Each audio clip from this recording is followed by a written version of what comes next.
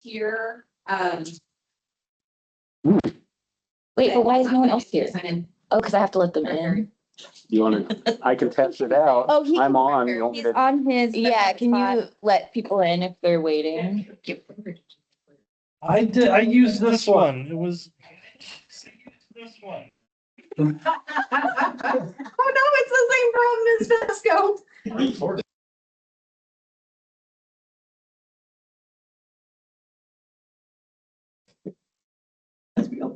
You can test. Okay, testing. Hello. Just checking if we're echoing. Let me turn that.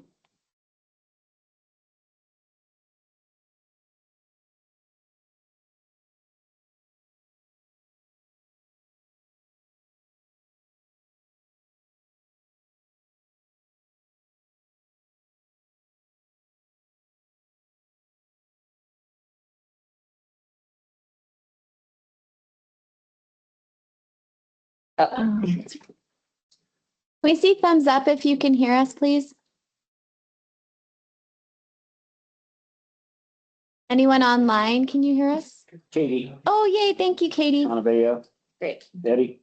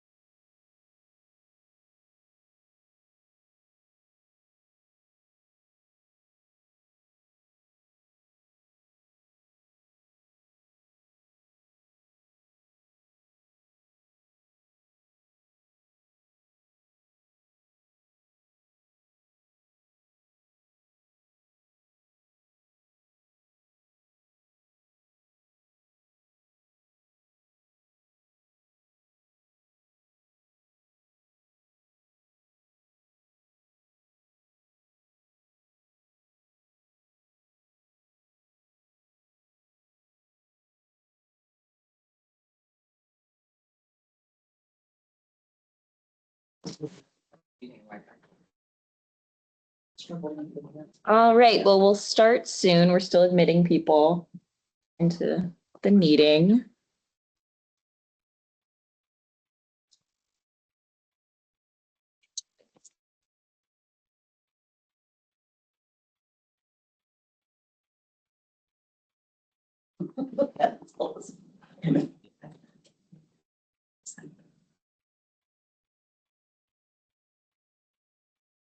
Do we have most people admitted? Mhm. Okay, cool. We've got 13. All right, well, we can go ahead and get started. I think Wendy Sue's gonna kick us off here with the welcome. Wendy Sue. Let's go. Welcome, everybody. Thank you very much for being here. Thank you for everybody who attended in person, and thank you very much for all that attended or are attending hybrid. If you want pesticide recertification credit, have your license number ready. For the people that are hybrid, you'll type it in the chat. Here in the room, we have the sign-in sheets, and the sign-in sheet, you also put your license number in the room. Please make sure to sign the sign-up sheet. Additional questions and public comments can be submitted anytime during this meeting at the email there, pab@agr.wa.gov. To navigate in the Teams meeting, you can type your questions in the chat. You see on the left-hand side there. We'll want everybody to turn off their camera and mute their mic, please. And we also want to let you know that this meeting is being recorded. We're going to do some housekeeping here. So PAB memberships, some voting and non-voting member terms are expiring. Emails have been sent out to those with expiring terms with renewal instructions. We thank you for those who have already taken action on that. So the agenda today is packed with things that I'm very excited to hear about, updates, and always glad to hear what Department of Agriculture is doing so we can align and be a part of that. Do we read through the agenda or just? It went out to everyone and Tina put it in the chat, so. Good. I So think- you It could just have for pre-read reference. before that. Okay. And It is a big agenda. It is. It's, like I said, I'm very excited about it. And we'll have public comment period between 2:30 and 3 o'clock. Okay. So with that, we're going to start with Nathan Davis. He is the chair of the new and emerging technologies for the American Association of Pest Control Officials. Nathan has been a part of the drone, what's going on with drones, and we're very excited to have him today. So thank you and welcome, Nathan.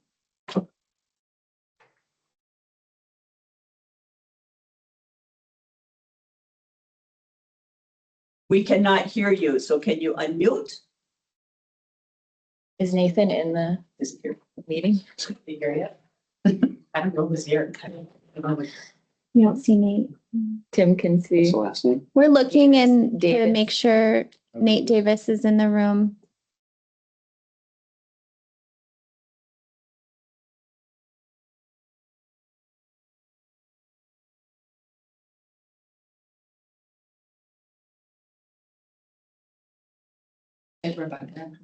Patrick Williams is trying to get into the meeting. He said he's waiting. Yeah, they're not showing up. We're not. What about on your phone? Are they showing up on the invite in the phone? Henry from DOH is trying to get on too, and it's not. Okay, wait for us for a second. Have Not- a list of people that are trying, but they're not showing up in here. But they're in a wait list.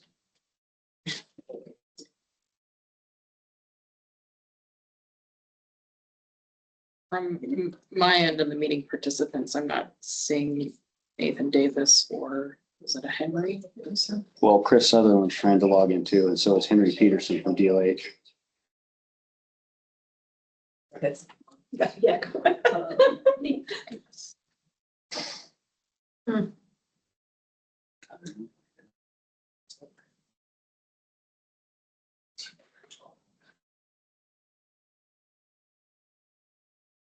We apologize. We're working diligently on resolving, getting people into the Teams meeting.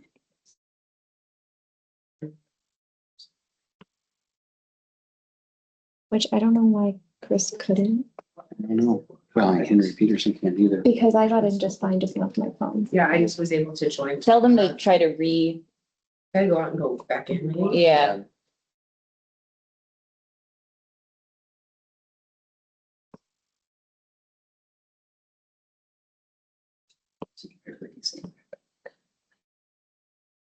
I don't have it on, I don't have, it. It's Kelly's phone.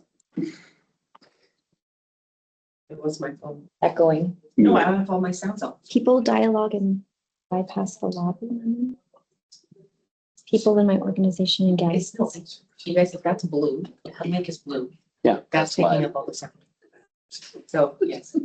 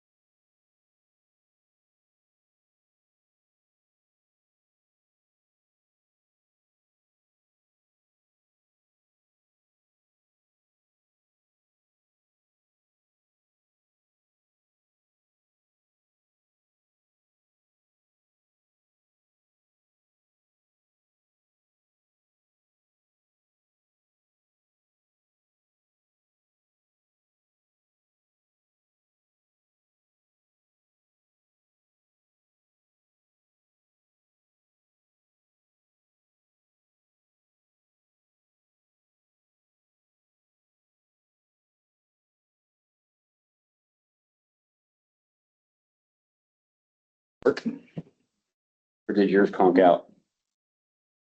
Now I just got it. Guests are waiting in the lobby. I just got it for the first time. Nottingham?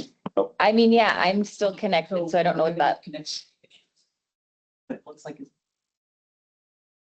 Yeah, no worries. So I've got Nathan on the phone. Okay. What should I have him do? Have them try to log in again, because I Can you- toggled it can to you try bypass. Log in again, we can toggle. This one person is. And I will stay on the phone with you until you get. Mix of external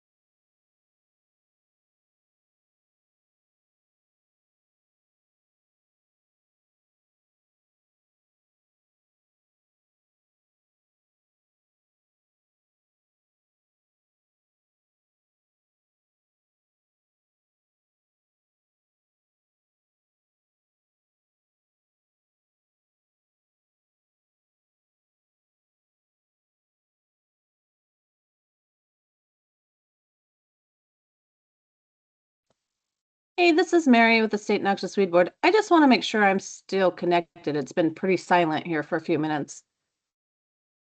Yes, we can hear you. I'm so sorry. We're having a lot of connectivity issues. So sorry Oh, thank you. about that. I just want to make sure I hadn't lost you. So thank you.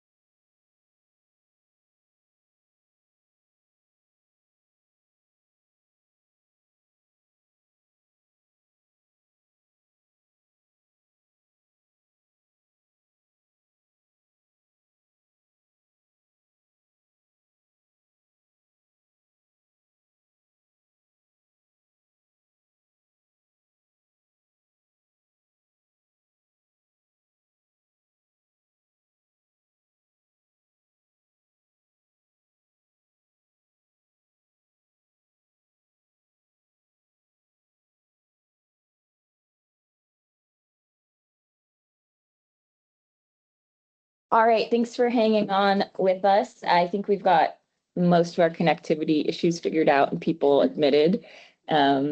So yeah, Nate Davis, if you want to unmute, we can start your presentation. Awesome. Can you guys hear me okay? Yes. Yes. Do you want me to share my screen or are you guys going to run through it or?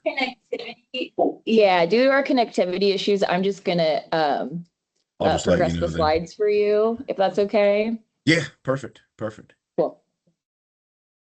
Are we all ready then? Yep, go ahead. Cool. Nate Davis, I'm with ABCO, which is the American Association of Pesticide Control Officials. I'm the chair of the New and Emerging Technologies Work Group. Basically, what we've been working on the last, probably 4 or 5 years now is drone use. So I'm going to give you, this is going to be a quick mile high version of what's going on, what's coming.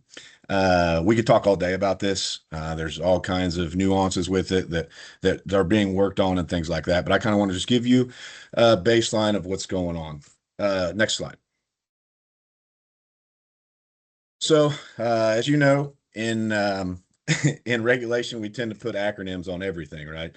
Whether it be EPA, us, or whoever. I've been in the drone industry with the actual applicators and things like that, and I can tell you, they call them drones. And if we don't call them drones, then they automatically assume we don't know what we're talking about, right? So as I go through this PowerPoint and everything, I'm going to relate, or I'm going to refer to them as drones. I would recommend when you're out in the public and things like that, that you call them drones. People relate that to spray drones, right? Now there's a whole association, drones and things like that. So that's kind of your, it'll make you fit in a little better, I'll say. Next slide. So drones, huge increase, right? We've seen it the last 4 years, really the last 2 years, it has just taken off. There's some numbers here.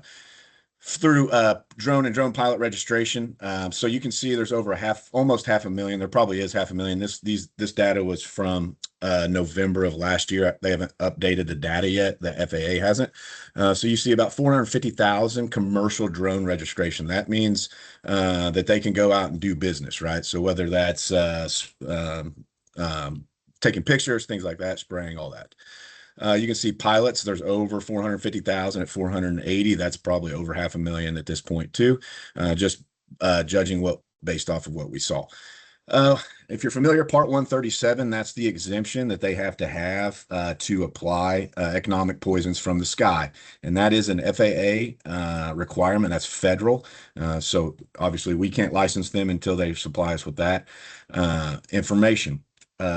So, right, as you can see, back in 2021, there was only about 40 of those. In 2025, there's over 1,500. We have to FOIA that information, so I haven't been able to update that yet. But that's probably doubled, if not tripled, just based off of what we're seeing in Indiana. So I'm going to give you a little bit of an Indiana thing. I'm the manager for certification and licensing with Indiana, with the state chemist office. So I interact with these potential applicators, these drone operators, almost daily. I take these questions. If you can see there, November, we started to kind of see an increase. We didn't realize it till I ran the numbers. And back in November of 2025, I ran the numbers. We had over 205 businesses.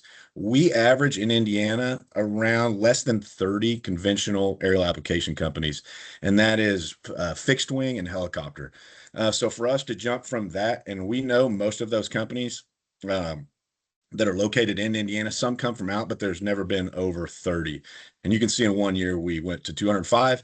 And then I just checked it again the other day, and we're already over 319 businesses. So we're already up over 100 from November. And these are calls that I'm taking constantly of issues of not sure what to do, things they need. And I'll get into some of that as far as issues we're seeing.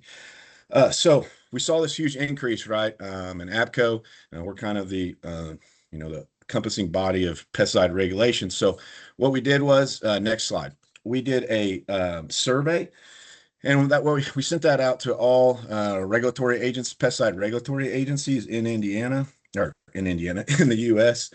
We got a great response on those.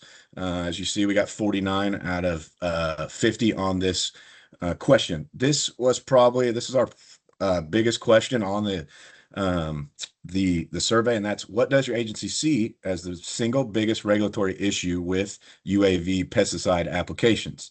And that's going to be the label, right? Or the lack of the label. So once we got this information right, we knew where to focus our efforts and things like that. Now, and that's not to say we're still not looking at training and licensing, but the label is the main thing because they're out there making applications right now off label. Next slide, please. So why is this an issue, right? Why is the label an issue? So the EPA, if you're not aware, the EPA has come out and made a stance for drones on label applications. And basically they've said, and this is kind of across the board, if it doesn't restrict to a particular type of aerial application or restrict aerial altogether, these drone pilots can use that label, right? Well, unfortunately, there's no drone specific label language on those labels. There's not any drone specific label languages out there that I know of as of a couple months ago. So what happens is, and I will say these applicators that I talk to, these potential drone applicators, these aren't your normal ag or small crop or somebody who's been involved with pesticides. A lot of these people are more tech people or business people. So they don't actually have that background, and they ask a lot of questions. So that's a bit concerning, but we're trying to get out there and give them that. So what they do is, so they default to aerial. Doesn't always work, right? So it's conventional. It sticks in the conventional types. For example, last year we had a drone pilot call us, and he wanted to apply a product. That product restricted application to helicopters only. Per the EPA's guidance, we wouldn't be able to let him make that application to an aquatic area because he was a drone pilot. Now, thinking about this issue at the bottom is the reason they only allow helicopters is the hovering ability, correct? We allowed that drone application to move forward because of the similarity between drones and helicopters. We didn't see an issue with that there. And that's an Indiana specific thing. Now, when I asked that question in the survey, I asked that exact question in the survey, almost every other state answered the opposite. They wouldn't allow that application. So that's one of those things we deal with, right? Another thing is word of mouth, following non-research based settings. So social media, if you want to see some ways not to do things, there's some very prominent social media drone pilots out there right now that are maybe not giving the best advice on certain things as it comes to pesticide applications. So that's one of the things we struggle with. And as I said, inexperienced applicators and not coming from the pesticide related industry. One of the biggest issues that we're going to see, and a lot of this is caused, so this influx of drone applicators, right? So there's got to be manufacturers for those drones. So they have just exploded. Atomizer nozzles. Those things have all exploded onto the market now. Has the research been done on those? Do the atomizer nozzles really putting out the rate they say? Things like that. We don't know for sure because there's not any regulation behind that yet. What we have seen is there are certain manufacturers that recommend swath widths that cannot be done. And there's several different researches going on right now. There's one at Purdue. There's one with I can't think of the other one. Two separate ones. Both are concluding kind of the same thing. Now, if you see this picture here on the right, that's going to be streaking, right? So in July in Indiana, we're putting on fungicides. And what happened is they did a fungicide application and the swath was about half of what the manufacturer said it could be. And to us, if you do several thousand acres and you miss half of it, that applicator is going to be looking at some liability issues on the fact of litigation from the farmer. So we want to prevent that. And we've tried to get that word out there of, hey, these are actual, read the literature. Don't trust the manufacturers. And that's not to say don't trust all the manufacturers. There are just a lot out there. And not all of them have the best interest of the applicator in mind. They want to sell drones, right? So that's some things we're working through. Next slide, please. So what's being done? There is a lot on the back end being done. Most people don't see it, but there is a lot of working on the back end and has been for almost 3 years now. One of our biggest things that's being done is the Unmanned Aerial Pesticide Application System Task Force, UPASTF. I said we like acronyms, right? So that is actually a global organization composed of manufacturers, pesticide manufacturer companies. So they came together, and what they did is they've done two separate drone drift trials. They've done them on every continent. And so they've done this, and they've now given 2 data packages to the EPA, Europe and Canada. Canada's actually doing some stuff, and Europe is actually looking into that data. And we believe that's going to push EPA to also have to look at that data. They now have the data, so that's their main issue of, hey, we can't put this on the label because we don't know, we don't have the drift data and things like that. And so they're also doing a survey on exposure. Basically, they're calling applicators and things like that. So that task force, if you're familiar with Travis Bowie or Sarah Hovanga, Travis works for Corteva, Sarah works for Bayer, 2 great resources. If you have questions on drones, we use them quite often. So APCO, my new and emergency technologies work group. So we work with these groups. We do outreach. A lot of what I've been doing lately is talking to other states, other organizations, just letting them know, hey, this is what's going on. This is what we see coming. This is what you should be concerned with, things like that. Because we want everybody to kind of be on the same page of this is what we're seeing. So the Spray Drone End User Conference, if you have somebody you'd like to send to that, it's a great resource for a regulator. I've been on their agenda for the last 3 years now. It's the biggest conference of spray drone end users.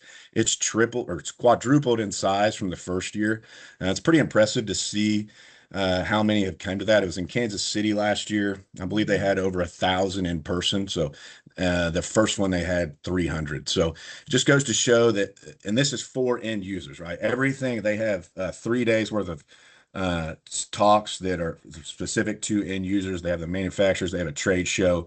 So they are keeping up on that end. So really good resource, particularly if you have a regulator who is not familiar with drones. It's a good gets you into it. So RPAS, if you've heard of that, that's remotely piloted aerial application system.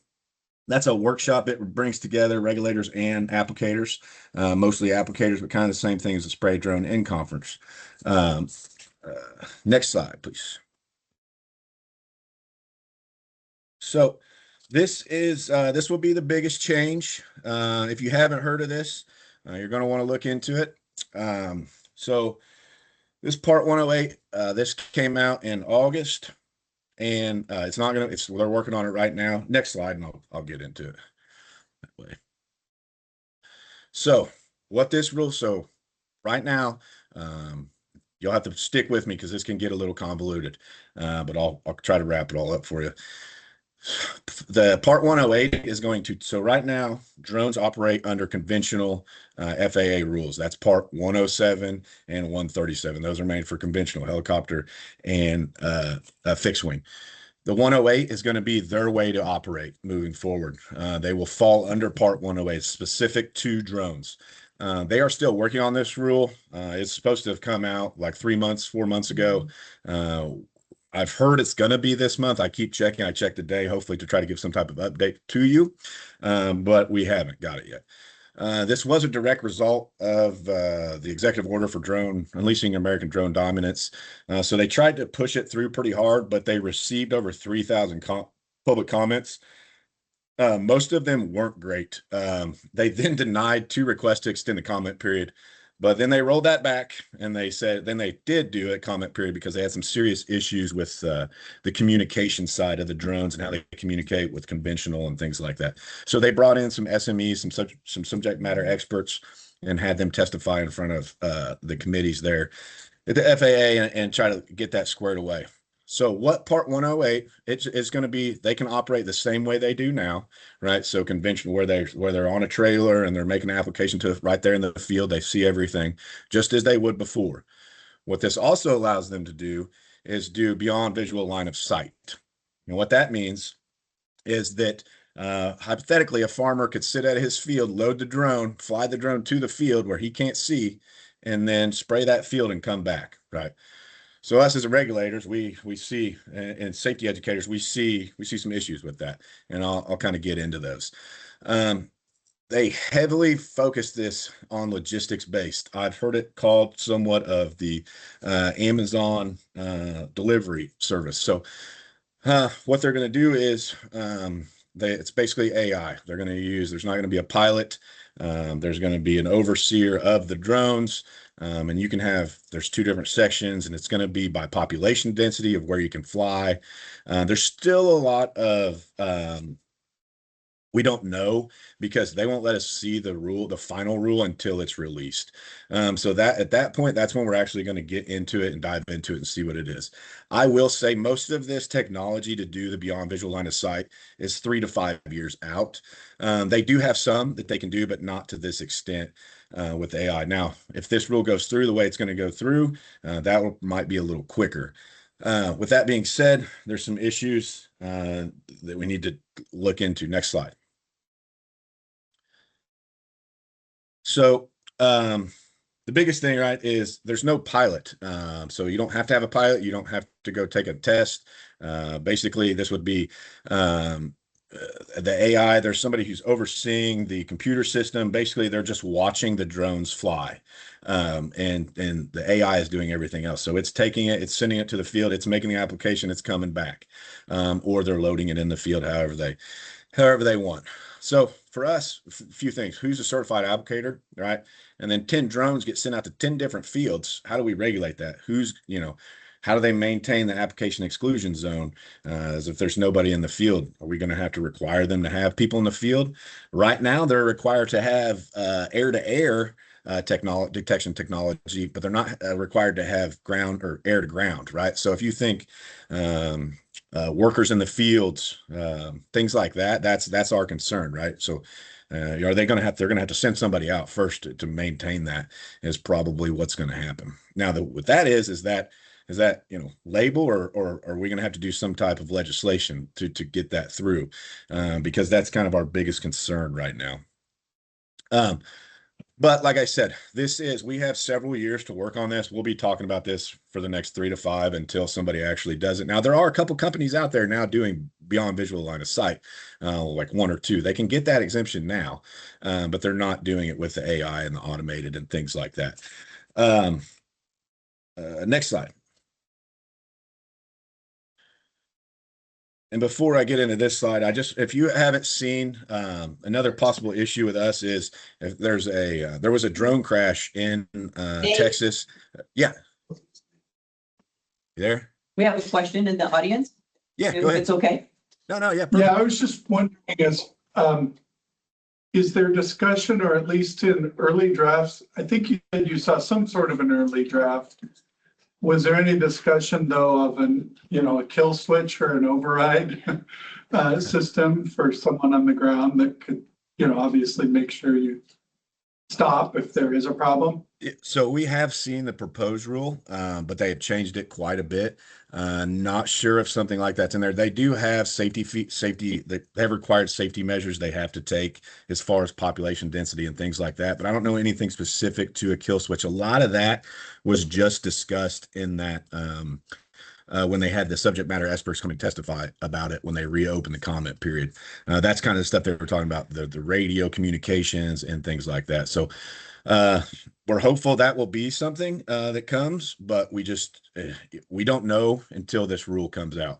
The only good thing we have right now is that we know it's going to be several years to allow us to try to get ahead of it. So I've got a comment here. Yeah. Patrick Williams has got with the BVLOS, with the Beyond Visual Sight operations, the pilots still monitor a video feed remotely, even if the mission is automated. yeah, I said that. I This is mentioned that. Mike Basically, Knuckles. that's Go what I ahead. said. They're basically just watching, but they don't have any control over the drone. They're just watching the drone. So anything else? Perfect. So this No, is a big one. That's good. Go ahead. Thank you. This is a big one. We didn't realize this.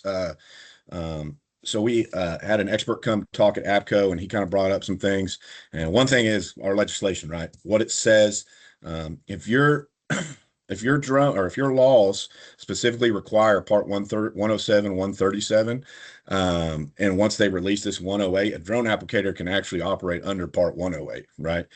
So if your laws are specific to that, they're not going to be able to comply. I got really nervous. I thought our laws were specific to that, but luckily ours are to the left here. They just state whatever the Federal Aviation Administration, State Department of Transportation, or any other federal laws. So that covered us on that. So if that's not in your laws, make sure that's in your laws, and you got time because it's going to be several years. But that's my big to do.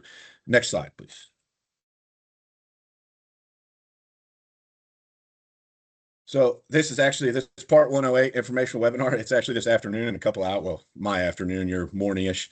You all, I believe, will still be in the meeting, but I wanted to give you the opportunity, if somebody is available, that we will have some subject matter experts talking about the part 108, and then we'll discuss in depth some of the questions that we've come up with, roughly 15 different questions that we're going to discuss. So if you have not, you can scan there and sign up. If not, we are going to record it, so you will be able to go out. It'll go out through APCO and APSI and be able to be forwarded out. So there you go. Next slide, please. So where's it going, right? Bigger and better, faster, right? So they want to do, at least for big ag states like us, they want to do more. So the Rotor Sprayhawk and the Pelican 2. So the Sprayhawk is actually, that's an upfit to Robinson R-44 helicopter. It costs you around $250,000 on top of the helicopter. Sprayhawk is now is joined with Robinson helicopters to make this. And basically what they do is they completely take out the inside of the helicopter and put in the technology stuff, how to fly it, and the pilot flies it from the ground. Like he's in a van next to the field, he flies it from the ground. This is probably the way we're going to see a lot of it go conventional because of the risk to the pilot, right? The pilot crashing. There's no risk if he's in a van next to the field. The risk is to the apparatus, and there's not nearly as much concern on that. The Rotor Sprayhawk, it's operational in Brazil right now. They're using it. So the Pelican 2, it's going to be your conventional full size. You can actually take off and land from your farm with that. And it'll be right under the weight limit for Part 108. So you may see those. Those are completely unmanned. And that one's a little bit expensive though. I believe it's over $1 million. In my opinion, the Rotor Sprayhawk, it's probably going to be a little more prevalent because they got Robinson to join with them and do that and be able to upfit those. So if you want to buy a Robinson helicopter, you just want to upfit it with the autonomous technology. You just pay that extra money and then you're good to go. There's all kinds of FAA stuff you have to deal with, but they're going to be able to do that. So like I said, that one's operational in Brazil right now. The Pica, it flew at RPAS last year. So they have one in here. They're just trying to get everything squared away for it. That one's going to be maybe more for package delivery because it has a pretty big weight requirement on it. Next slide. All right, so I know that was a lot of information, particularly with the Part 108. It can be kind of convoluted and is convoluted. There is a lot more information that goes into that, i.e. how they do the population density, the AI stuff, all that. There is a lot. Like I said, we could have talked all day about that. I just wanted to get you guys familiar so you know, and then you can kind of look into it and research what's going on. The docket is right there, the ID for it, if you want to look it up. There's my contact information and my phone number. If you have any questions, I'm always available to answer those. Super appreciate you guys having us on or having me on. This is what we do. So we'll make everybody aware. Any questions?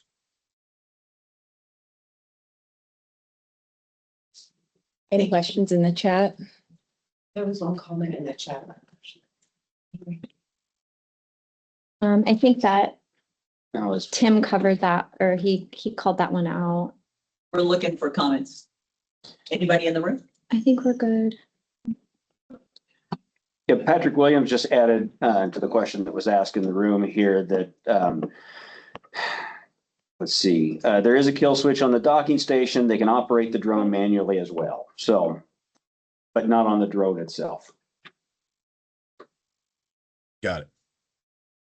And he just added, if Oh. anyone is curious about what we're doing, visit us at skysense.ag, which is in the chat. Skysense.ag.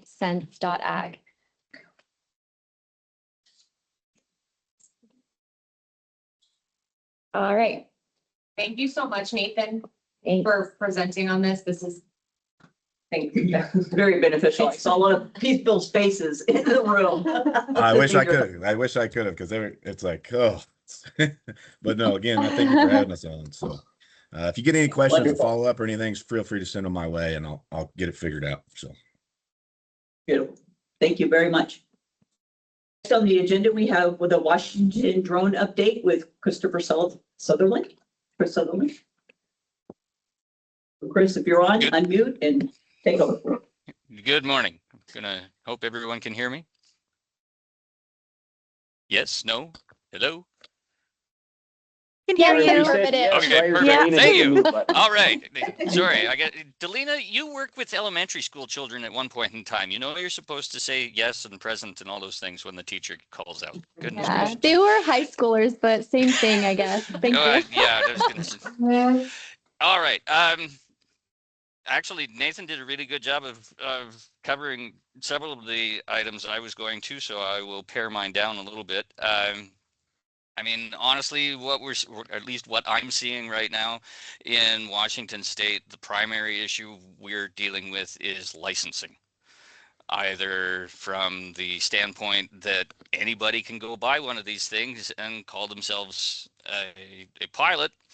So if you're a pilot, why can't you be an applicator? The other side of that is the commercial and public entities that are adding the drones as another piece of equipment in their portfolio that they can operate with. Primary factor being there that if anybody comes in that has an existing applicator's license, we're not holding them required to get an aerial category until their research period is up. And so there's potentially knowledge gaps that are going to occur there. Again, you've got folks that basically view drones as a backpack sprayer with wings or with rotors. And why shouldn't we be able to treat them that simply? And the honest truth is they're not. The Part 108 factor certainly complicates things right now.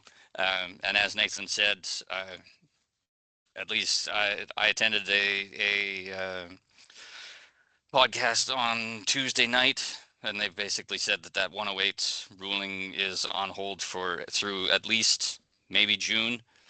I'm hopeful we'll see it by then, but until the FAA releases it completely, none of us are going to know exactly what's in it. The other side of things that I think is interesting, my hope is the atomizer nozzles will actually end up going away. As these drones get larger, I'm seeing a few studies on attaching what would be otherwise a conventional boom to them and having them operate a little more predictably as either fixed wing or rotary aircraft do currently. There is, Nate covered this, there is a hellacious amount of overestimation on the functionality of the drones, whether it be through swath width, acres covered per hour. You know, these things are being sold as, you know, the ticket to, you know, hundreds, if not thousands of acres in a day. And the honest truth is, if you use them correctly and by the label restrictions, there's just no way for these smaller drones to cover that and be effective in any way, shape, or form. We have had cases here in Washington State with drone applicators that were mixing under label rates. So by, you know, if the label requires a dilution rate of 10 or 20 gallons to the acre, that basically puts that as an impossible application for these smaller drones. And even the larger ones, and I'll just like the DJI, like the T100, that's a 25 gallon tank there. So, you know, we're limited on the number of acres that these things can physically cover. So I guess my hope would be that as these drones get larger, I had an opportunity to go through an R44, that's Robinson Rotor Hawk photo that Nate put up for you. I mean, that was originally designed as a small trainer helicopter, so a little small 2-seat or single seat operation. Now they've retrofit so that it flies autonomously. I think that Nate is correct that more of the commercial industry will go that direction with these larger drones. It just gives them more capability to cover the acres, and quite frankly, from a efficacy and safety standpoint, the world seems to view the guy sitting in that van as being a heck of a lot safer than flying up in the air. So, like I said, that was maybe a little rushed, and I apologize. I didn't feel the slides were necessarily going to augment anything for me today, but if you've got any questions, I'm happy to hear them.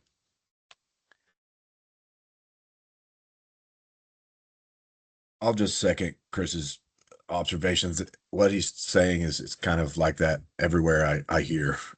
So you guys aren't alone in the fact that this is happening. Those using less than use rates, guys just buying. I mean, we have a seed company who, if you're on their plan, they'll give you a drone for free, right? So we're all kind of battling those same issues.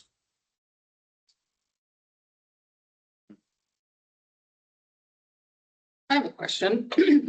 If you can hear me okay, this is Abby Nicholson. I do work for WSDA as well, and just not always in this realm, but I have also been hearing quite a lot about drones, and I think Chris touched on it. So with these smaller tanks, I guess my question is, you talked about how swath width from the aerial directions has not always been translating well to how you would apply with a drone.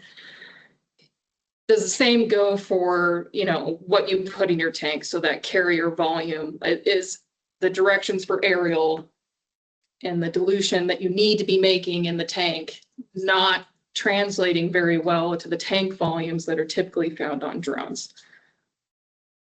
Well, because the pesticide, because the registrants haven't written a label for a drone, they write a label for an aerial application that says minimum 5 gallons to the acre.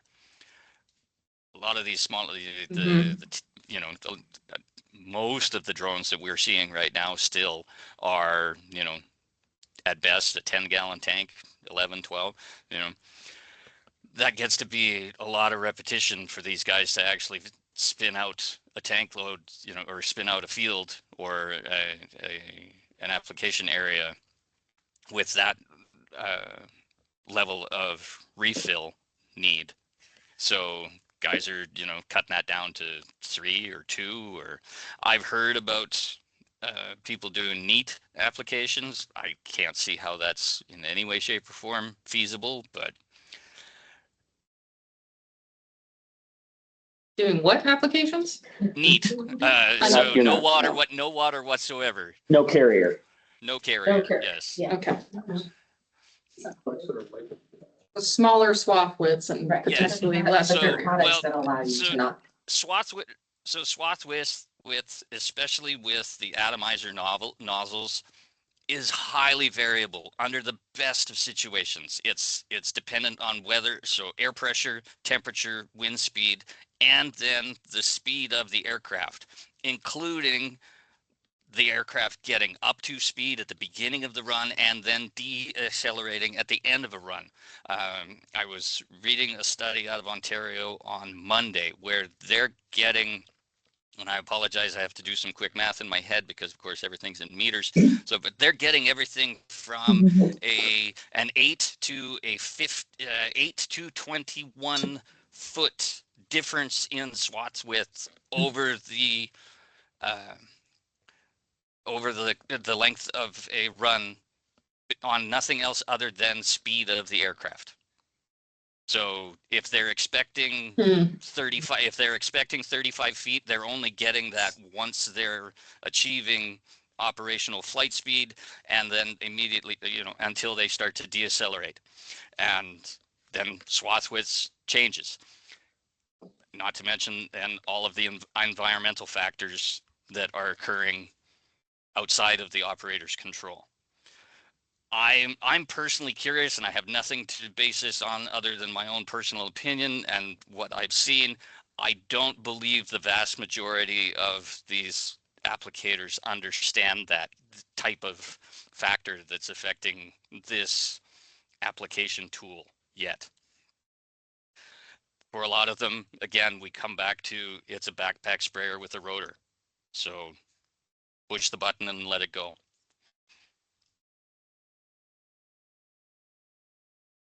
Thank you.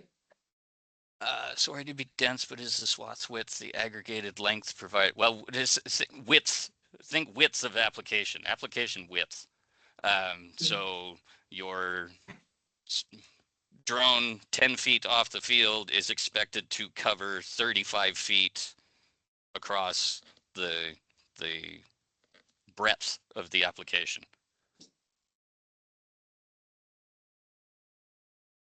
Great, thank you. Any other questions, real quick?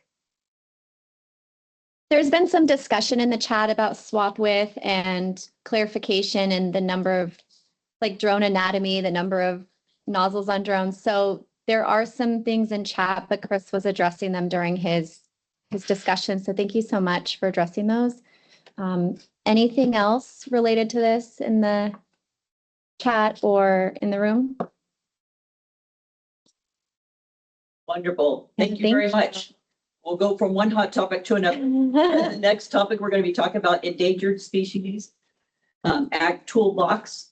And we are hot off the presses going to be hearing about a recent workshop. So with that, I'll open it up to Eric Castillo. And that would be me. Are we off And of I'll you? open it up to Tim Stein.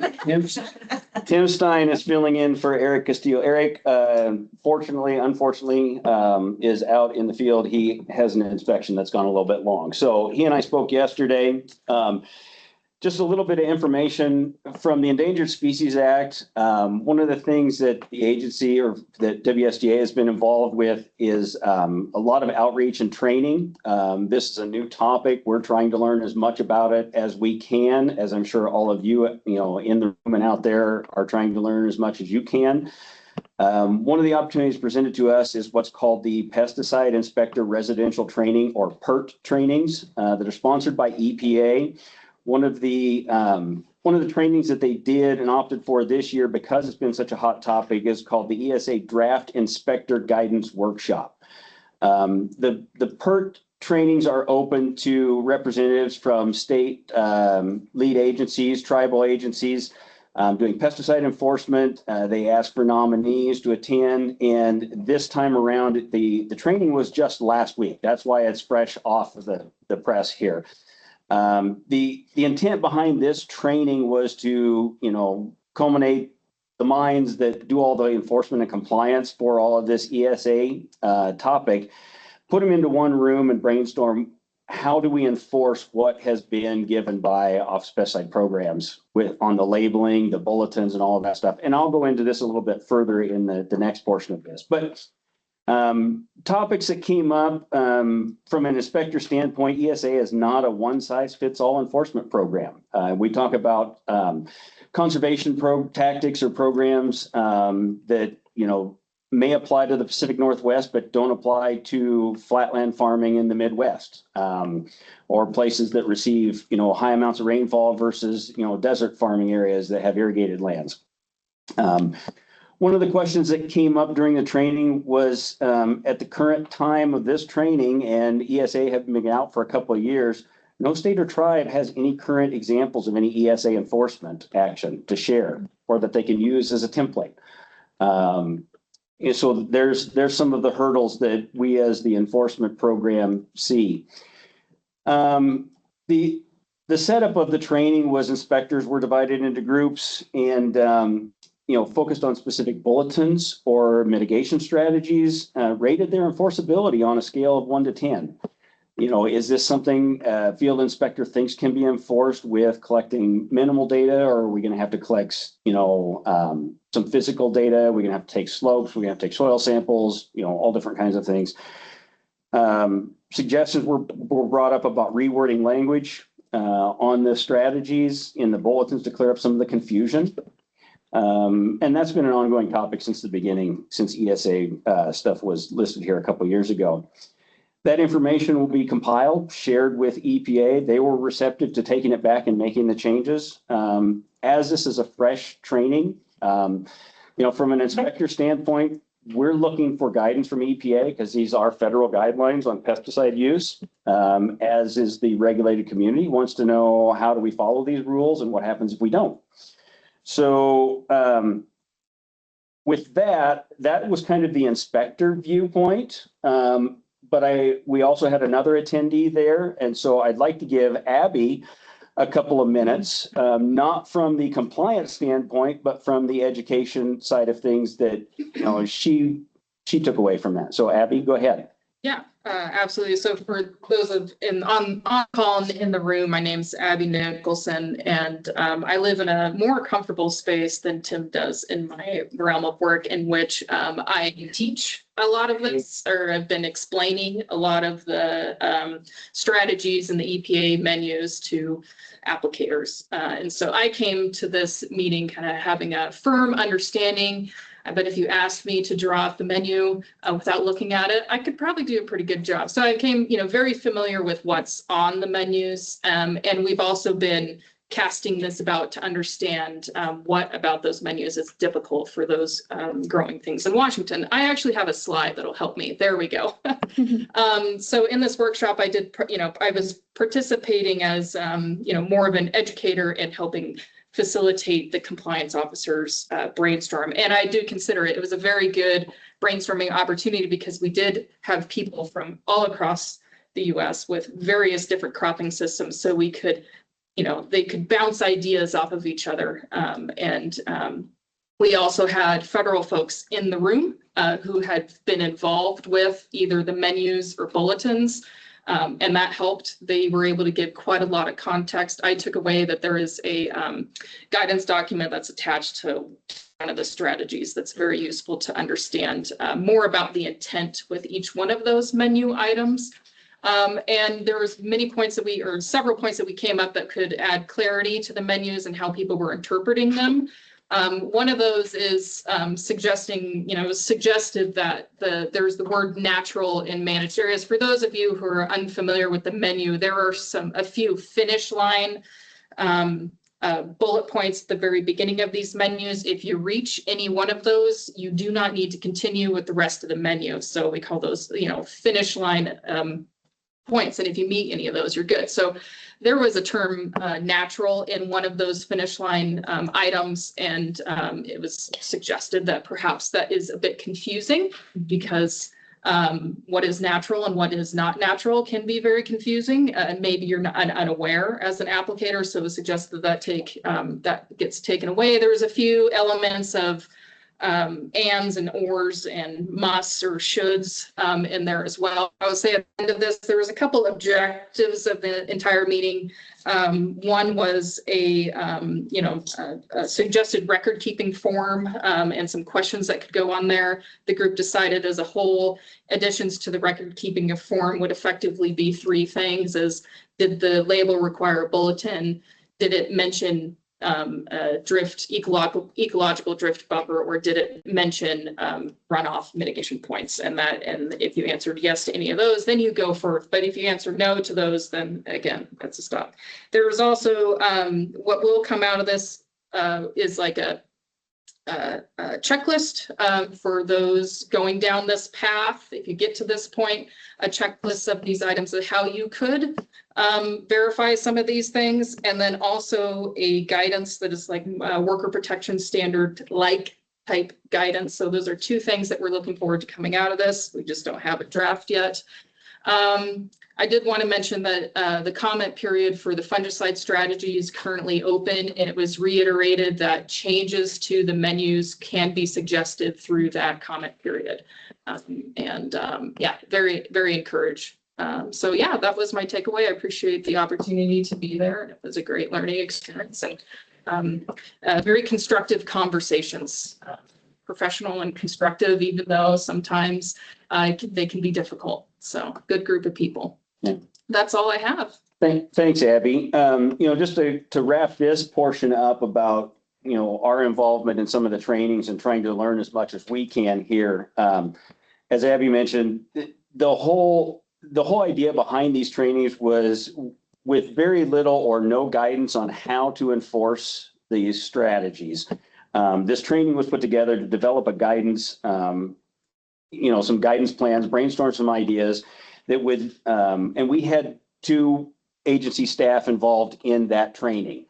So I'm very thankful for their, ability to attend and provide Washington's input on how, these strategies and the compliance strategies can be built.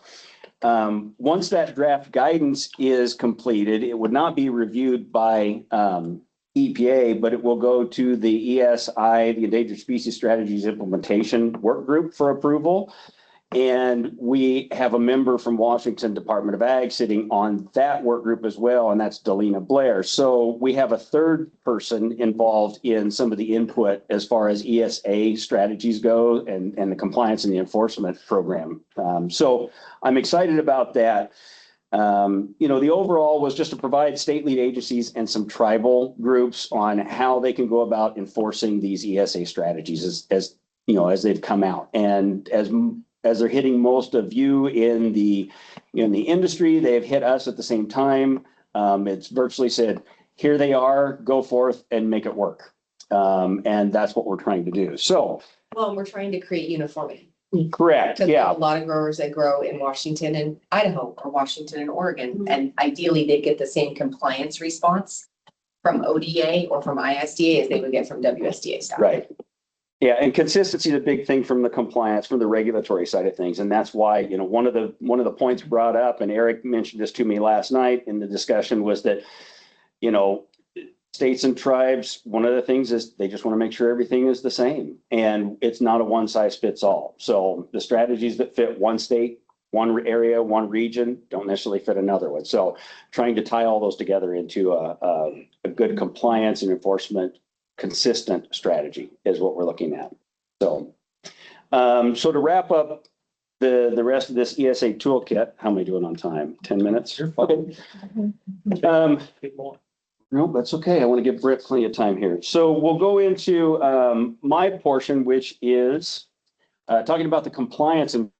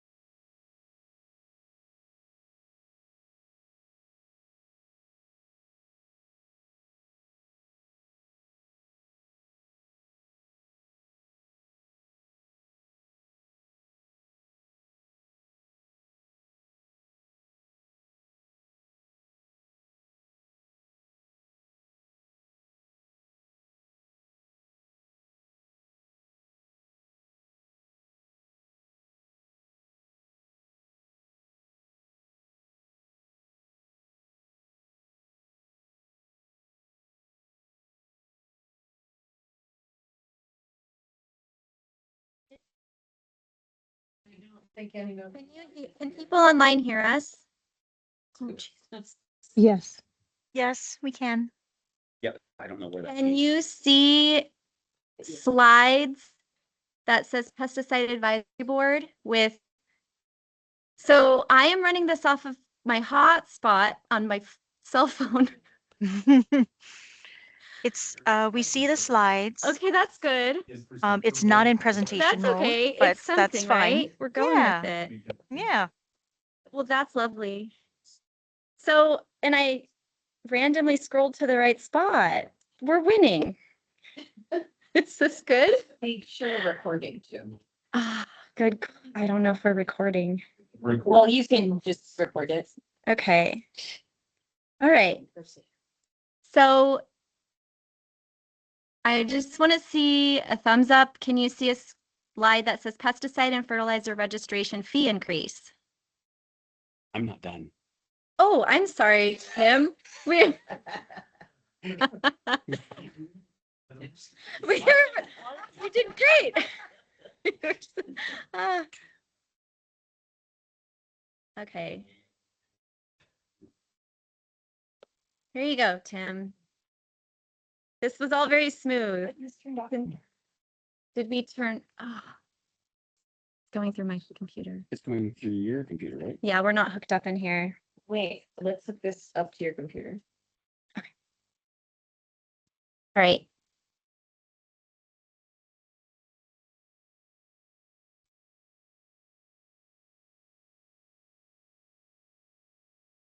You have to move over here. Okay.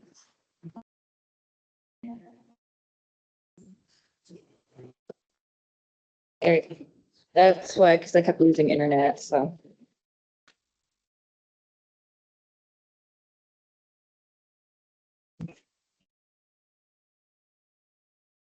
All right, so I'm just gauging where we're at. We are still covering Tim's presentation. There should be a slide up that says ESA compliance in Washington. And Tim is going to present and we're going to have to, I believe, start this recording. So just bear with us. I'm so sorry, everybody.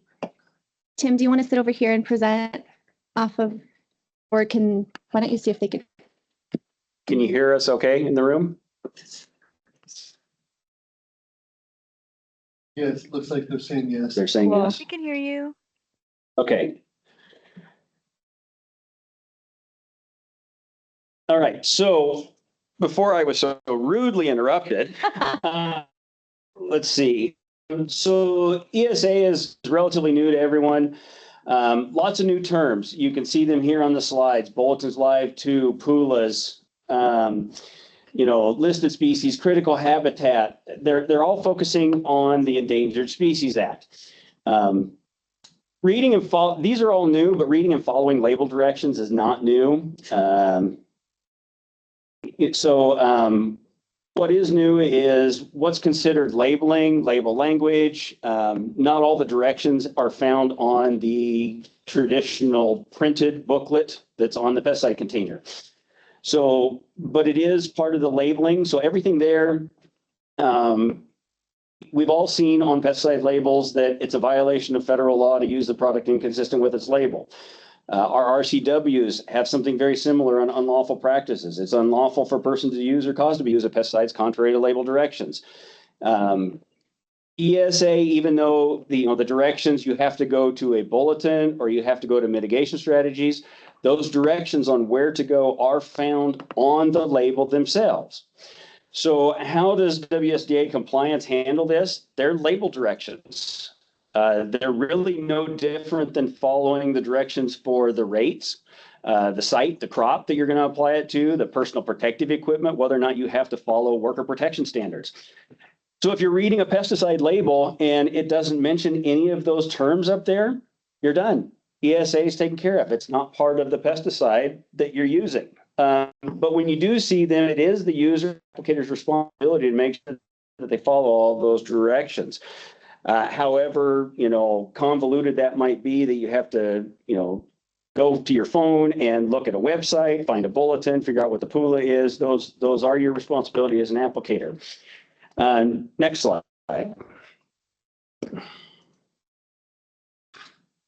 So the central regulatory question we get asked all the time since this came out is what happens if I don't follow the ESA label directions? And the short answer, as with all of our compliance, is it depends. As was explained previously, whether they're from the container label or Bolton's Live 2, mitigation strategies, a calculator, they're all essentially label directions. That's what we would end up citing, is you failed to follow label directions. So failure to follow any directions on the label can result in a notice of correction. In fact, the agency is required to issue a notice of correction for a first offense.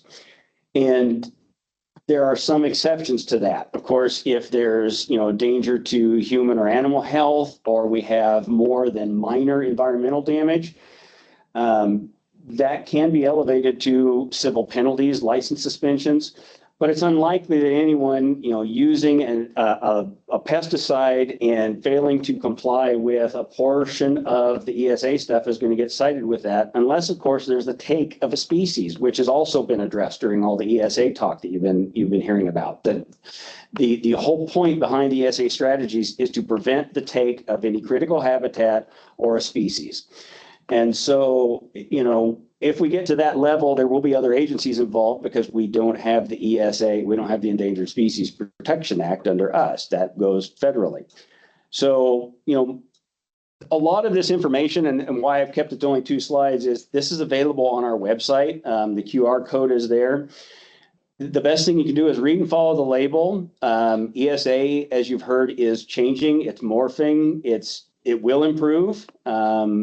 Worker protection standard, for those of you that are familiar, has been around for 30 years. It's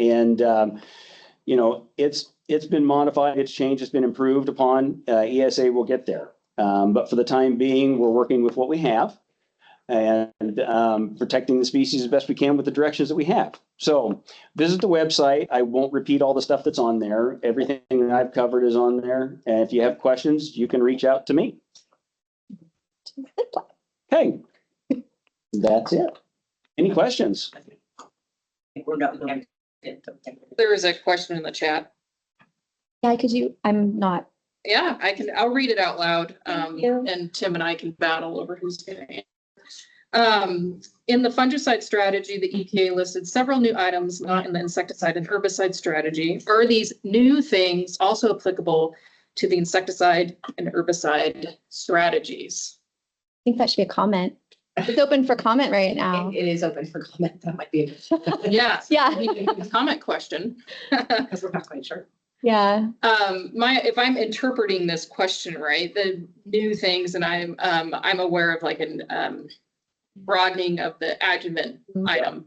I'm not aware of any others, but my understanding is if it's making a change, if what they have determined in the fungicide strategy is making a change to the menu, it's then available, unless there's some, like right now, the adjuvant category is for herbicides only, right?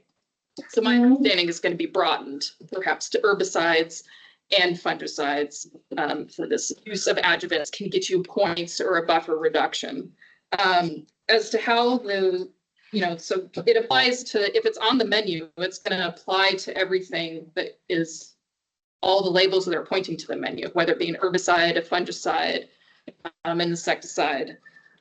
When we talk about the strategies, those are those documents of EPA explaining how they came up with a lot of this and whether or not when a species or, a registration goes through and utilizes the Section 7 pathway. And I'm trying to understand if that product is going to trigger the use of the fungicide strategy, herbicide strategy, or insecticide strategy depends on the species that they're looking at. So there is some nuance in the registration process of what strategy gets triggered, but ultimately what we're seeing on the menus is applicable to everything, all the products, unless there's some statement that says otherwise in the menu.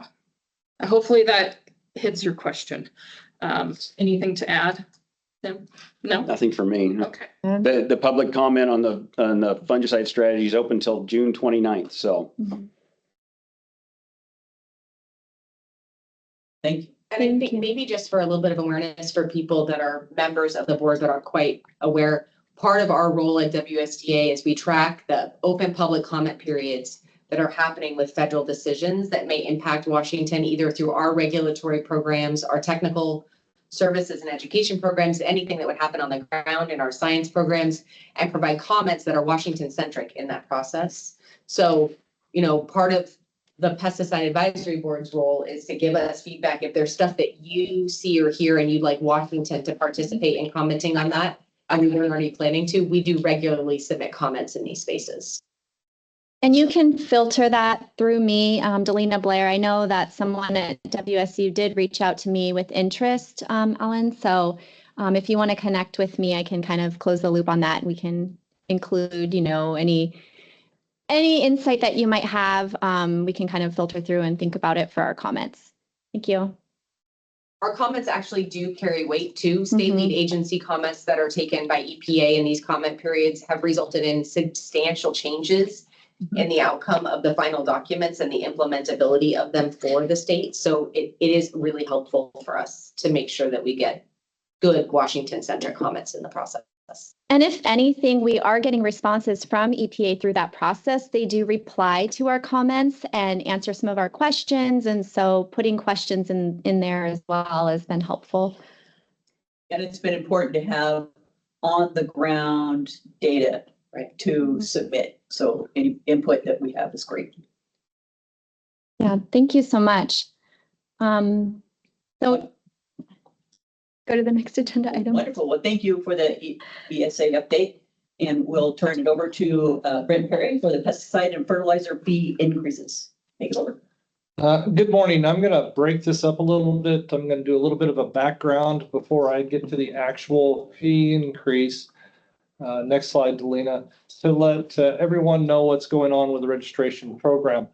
So this is all registration. This includes fertilizer and pesticide registration.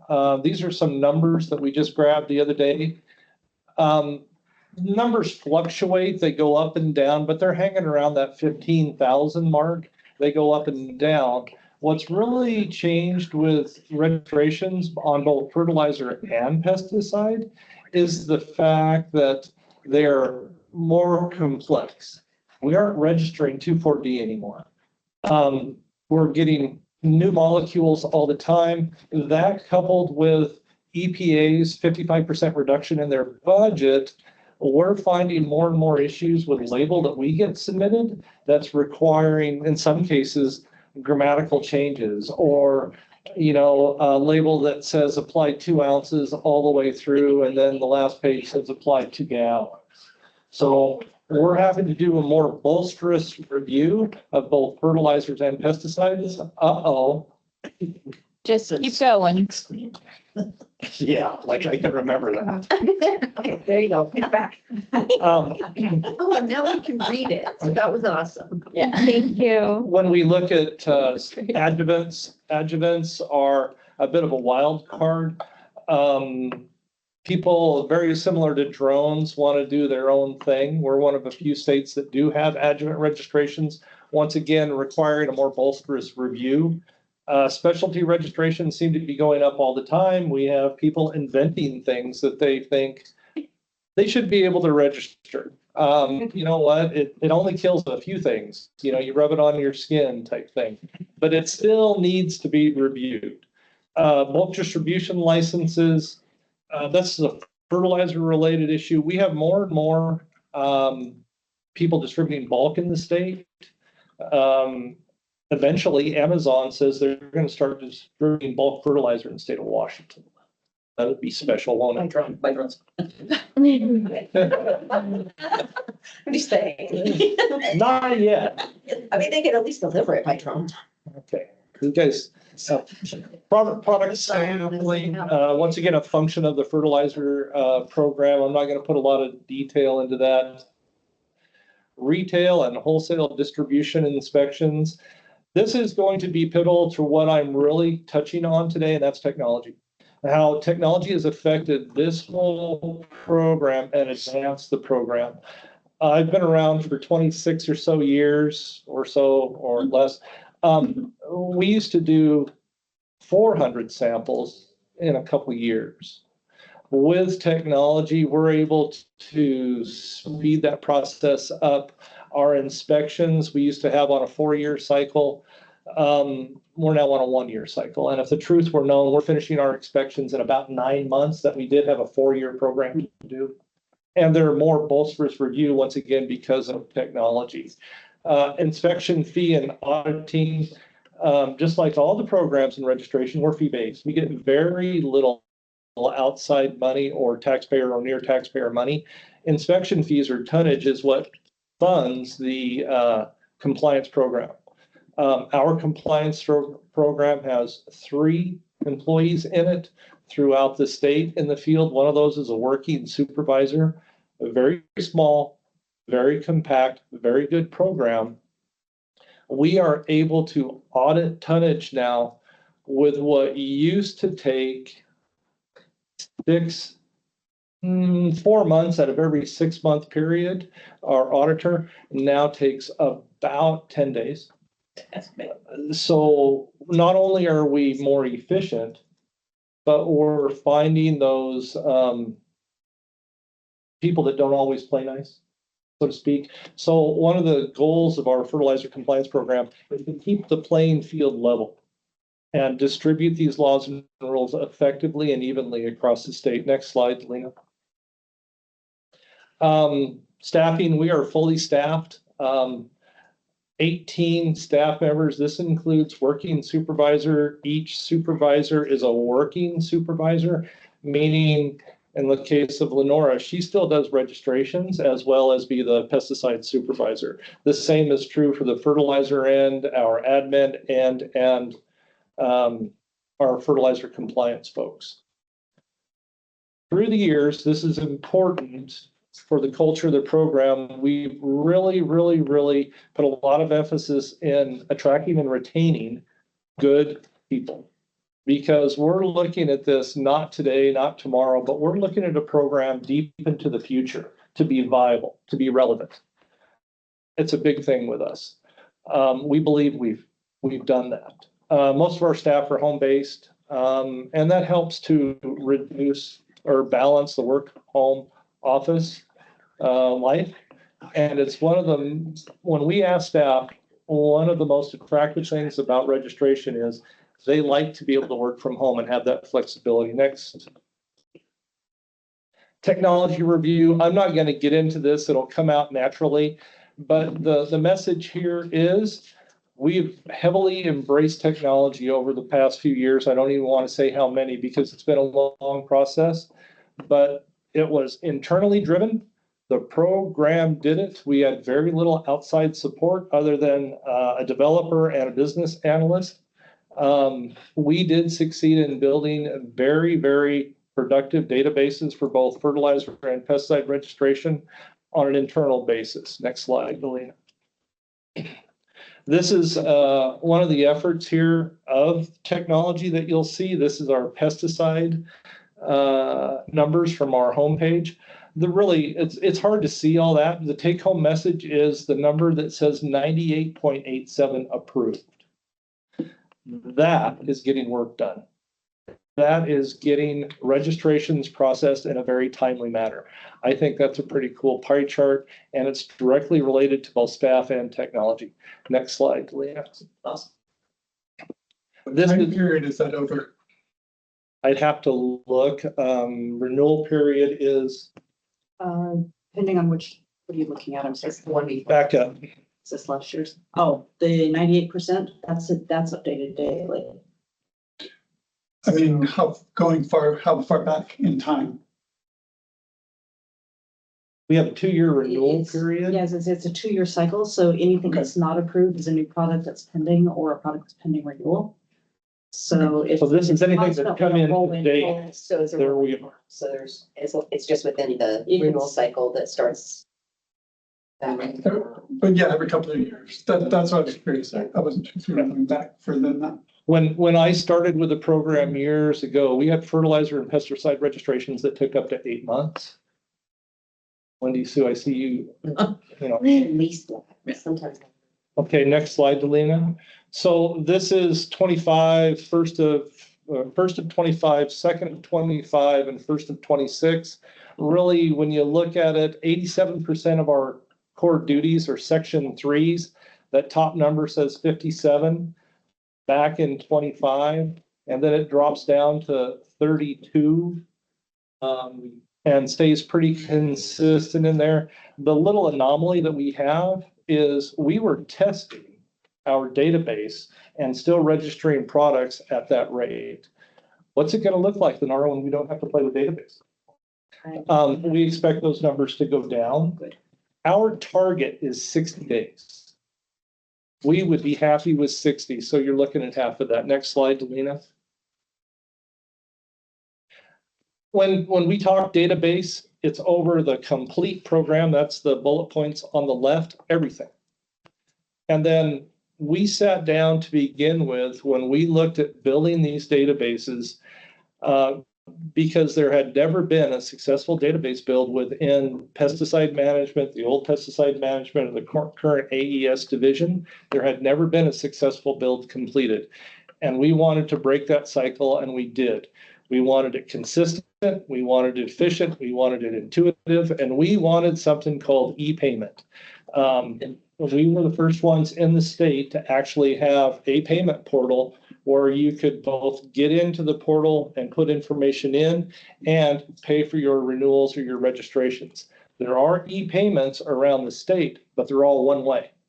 You know, our licensing program accepts, but you can't get in there and add a license in Tina's program. That's the difference between us. We managed to get it. There's a whole bunch of blood, sweat, and tears that went into that, but we've got it done. Accurate current registration information. That's something I'm going to touch on here in just a second. Go ahead, Delina. I realize I'm moving through this pretty quick. So one of the things that we've been asked about a lot that really drives the program is, why don't you do X? One of the things that we've been asked about, why can't I look at my product and see a label? We have that for fertilizer right now, but we don't have a label. Well, this is brand new, hot off the presses. We expect this to be live. This is your question. When do you want it? I mean, it's live in Sandbox today. So we're pretty Soon, close. so we're in testing right now. Say soon. Soon. Mm-hmm. So this will show a search on our public page that we're standing up the page pretty quickly. Yes. By EPA number, active ingredient, product, or company. And you will be able to look at the label. So this is more technology that we're adding, requested by industry to support industry. Next slide, Delina. This is the results page of that. Not really much to look at. You know, it'll be out there. It'll be something fun to look at. But that's just an example. Next one, Delina. So I've gone through where we were. I've gone through we've changed a little bit to stay on time. There are some challenges facing us. PFAS is a big thing. I've talked to our cohorts in Minnesota. They have their legislator push through a PFAS bill. Their registration program, they believe that they need $8 million in extra fees to comply with what the legislator has mandated they will do for pesticide and fertilizer registrations for PFAS. So we had a PFAS bill that fell by the wayside. It did. We expect to see it again. Yep. 2027, here we come. Yeah. Like, that's the afternoon. I mean, the afternoon. The other thing is biostimulants.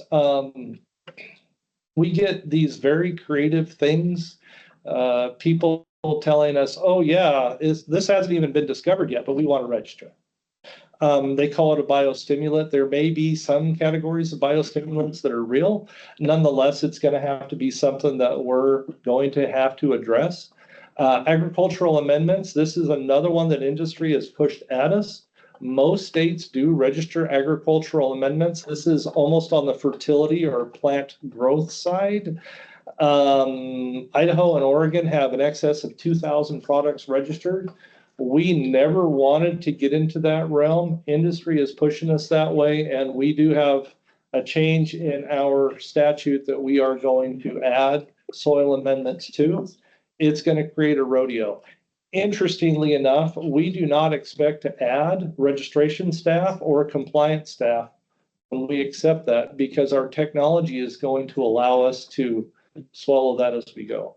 The last thing there, not yet, Delina, is the increased legislative oversight. We're hearing all kinds of neonicotinoid issues with states or with counties and cities, saying, hey, no neonic applications. EPA is getting involved in saying, hey, you can only do that on ground you control. We expect more legislative oversight. We had a paraquat issue that came through this year and fell by the wayside as well. I would imagine we'll continue to see legislative stuff. 2027. All 4 pesticide bills that came in 2026 will come in 2027. So Yeah. once again, this is going to affect registration in a very, very prominent way. But we believe, looking ahead, that we're going to be able to ride that storm out with the staff and the technology that we have today, because we have the technology. Go ahead, Lena. Program development. This is something that has come up continually. It has affected our program, where we get stakeholders that ask, why don't you hire somebody with a background? Why don't you hire an ag kid? Why don't you hire somebody that knows? And there is no degree for it. Lenora actually coined this. I liked it so much. There isn't a degree in any university that trains you to do this, especially now with the things that were coming at us. So what we do is we train internally. We don't train registration staff. When Lenora gets, for example, a pesticide, we hired a adjuvant registration specialist years ago. I don't believe he's touched an adjuvant yet. He started out in customer service, because we're cross-training everybody within the program to make sure the program is intact going forward. We're very protective of the program. Additionally, when we've done something, I started this years ago, we actually take field trips when we can to gain industry knowledge. We actually have WSU graduates that have been on a field trip in the field and looked at a combine and said, when I was going to WSU, I saw those big green things, but I never knew what they were for. So it's kind of hard to understand what a grower does with a fertilizer or a crop protection product if you really don't know what he's doing. So we every year we schedule a field trip into the field to learn about industry. And once again, that's protecting the program and developing the program from within. That's very significant. Okay, Delina, last slide. This is an example of what we've done. We've been in hop fields, we've been in the lab. No, none of us went for a ride in that combine. Did not. Storage facilities, both fertilizer and pesticide. This is just some of the things we've done. All right. That was pretty quick on the program. The title of this agenda item was fertilizer and pesticide fee increases. I didn't want to just come out and say, hey, guess what? We want money. I wanted to show what we've done with the last fee increase that we had for years. And we've really elevated the program. We've elevated the program to the point where we can accept changes coming down the pipe without needing more computers or more databases. We believe we're going to be able to accept those challenges and move forward. So with that said and done, I'm going to put on my glasses. I've explained the program efficiencies.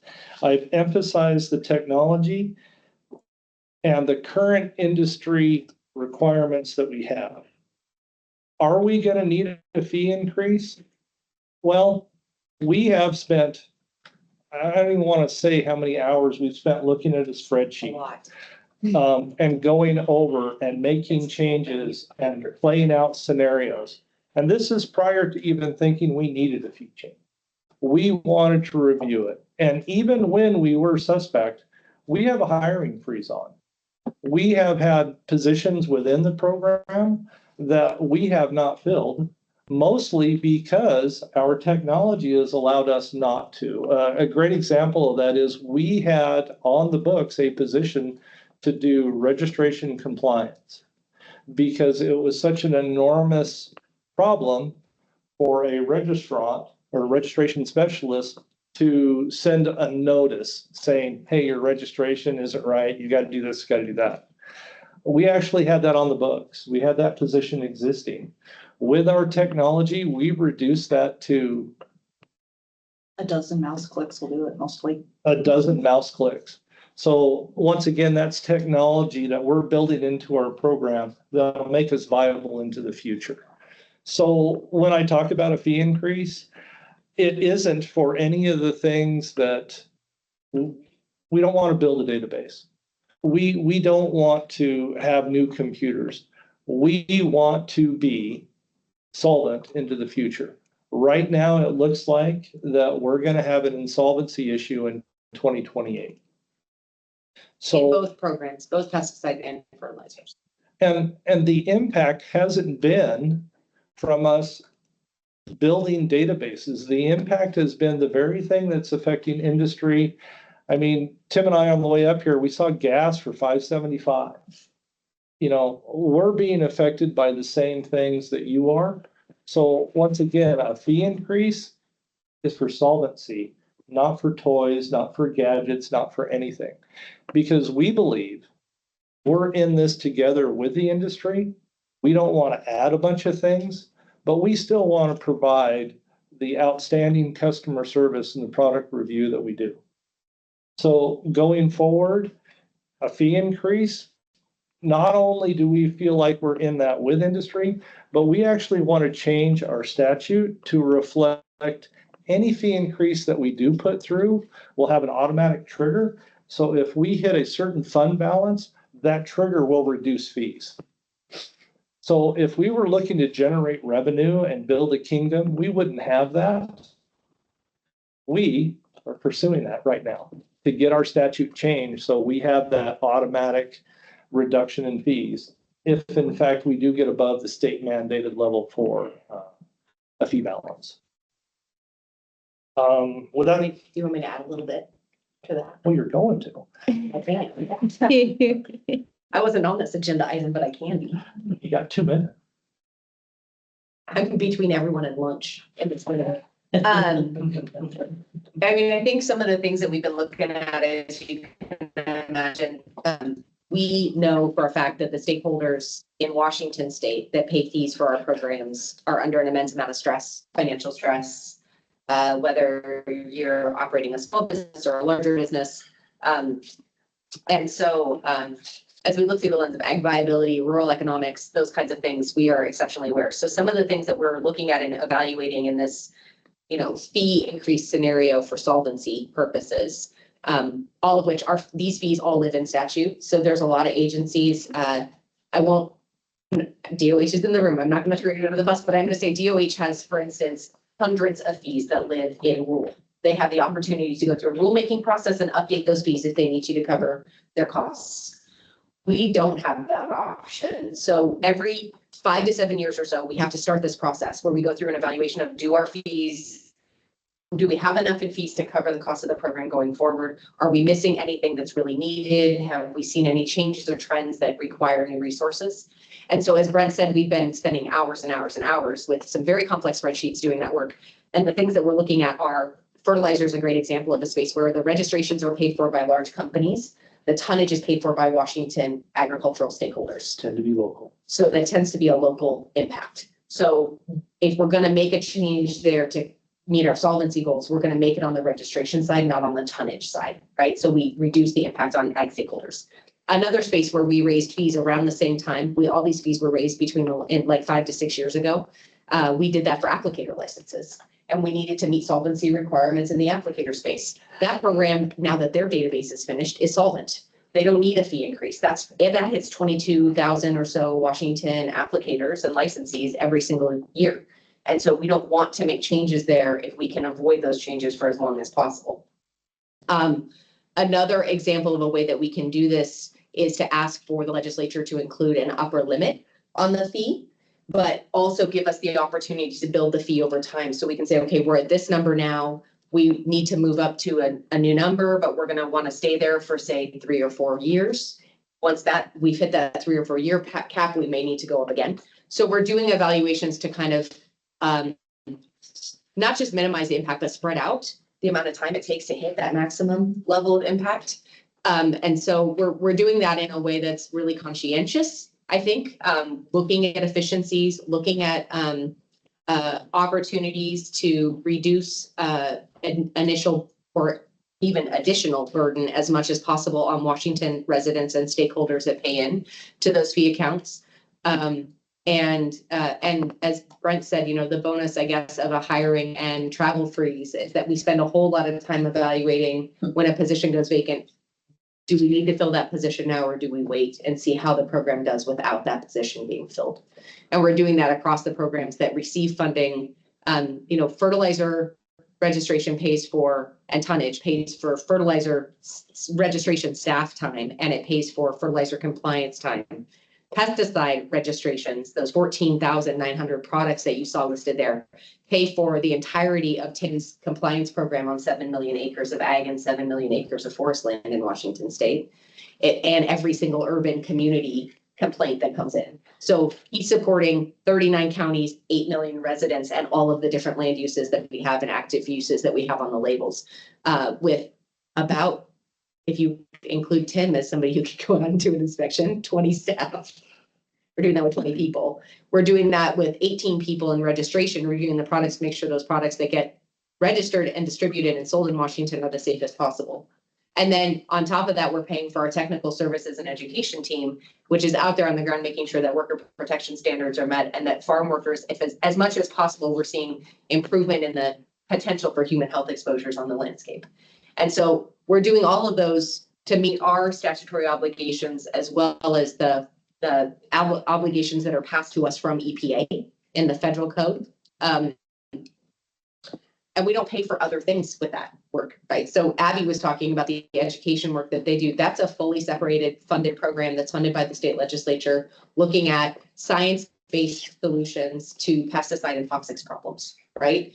And so we do have little pots of money in the pesticide space that do other pesticide-related and centric work, but those registration fees are vital to keeping the programs running in the state and making sure that the products that are sold here and used here are used in the safest way possible and meet our criteria for use. So we are hoping in probably just the next couple of weeks to start scheduling webinars and making available slideshows that show money, what it does, what it would do going forward, and what our proposals are as we finalize them. And we're eager for feedback, both from this group and from others. So don't be surprised at the Pesticide Advisory Board that you're going to get an email from us that says, hey, the webinars are ready and we're going to be hosting meetings.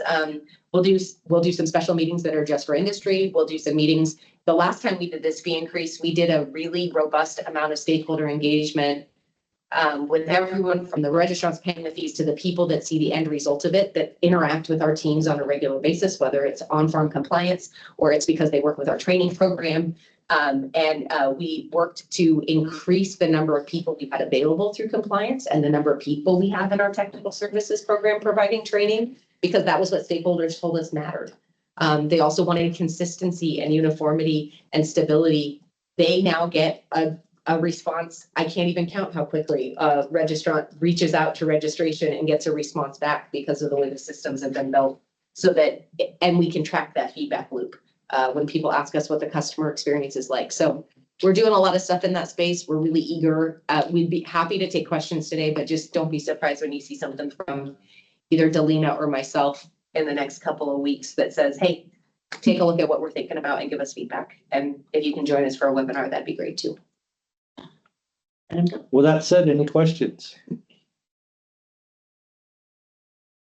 I'm done. I have just a general question. I know I want to give everybody an opportunity, but I'm curious, this like public facing label viewable system. Yep. Did any other state have that?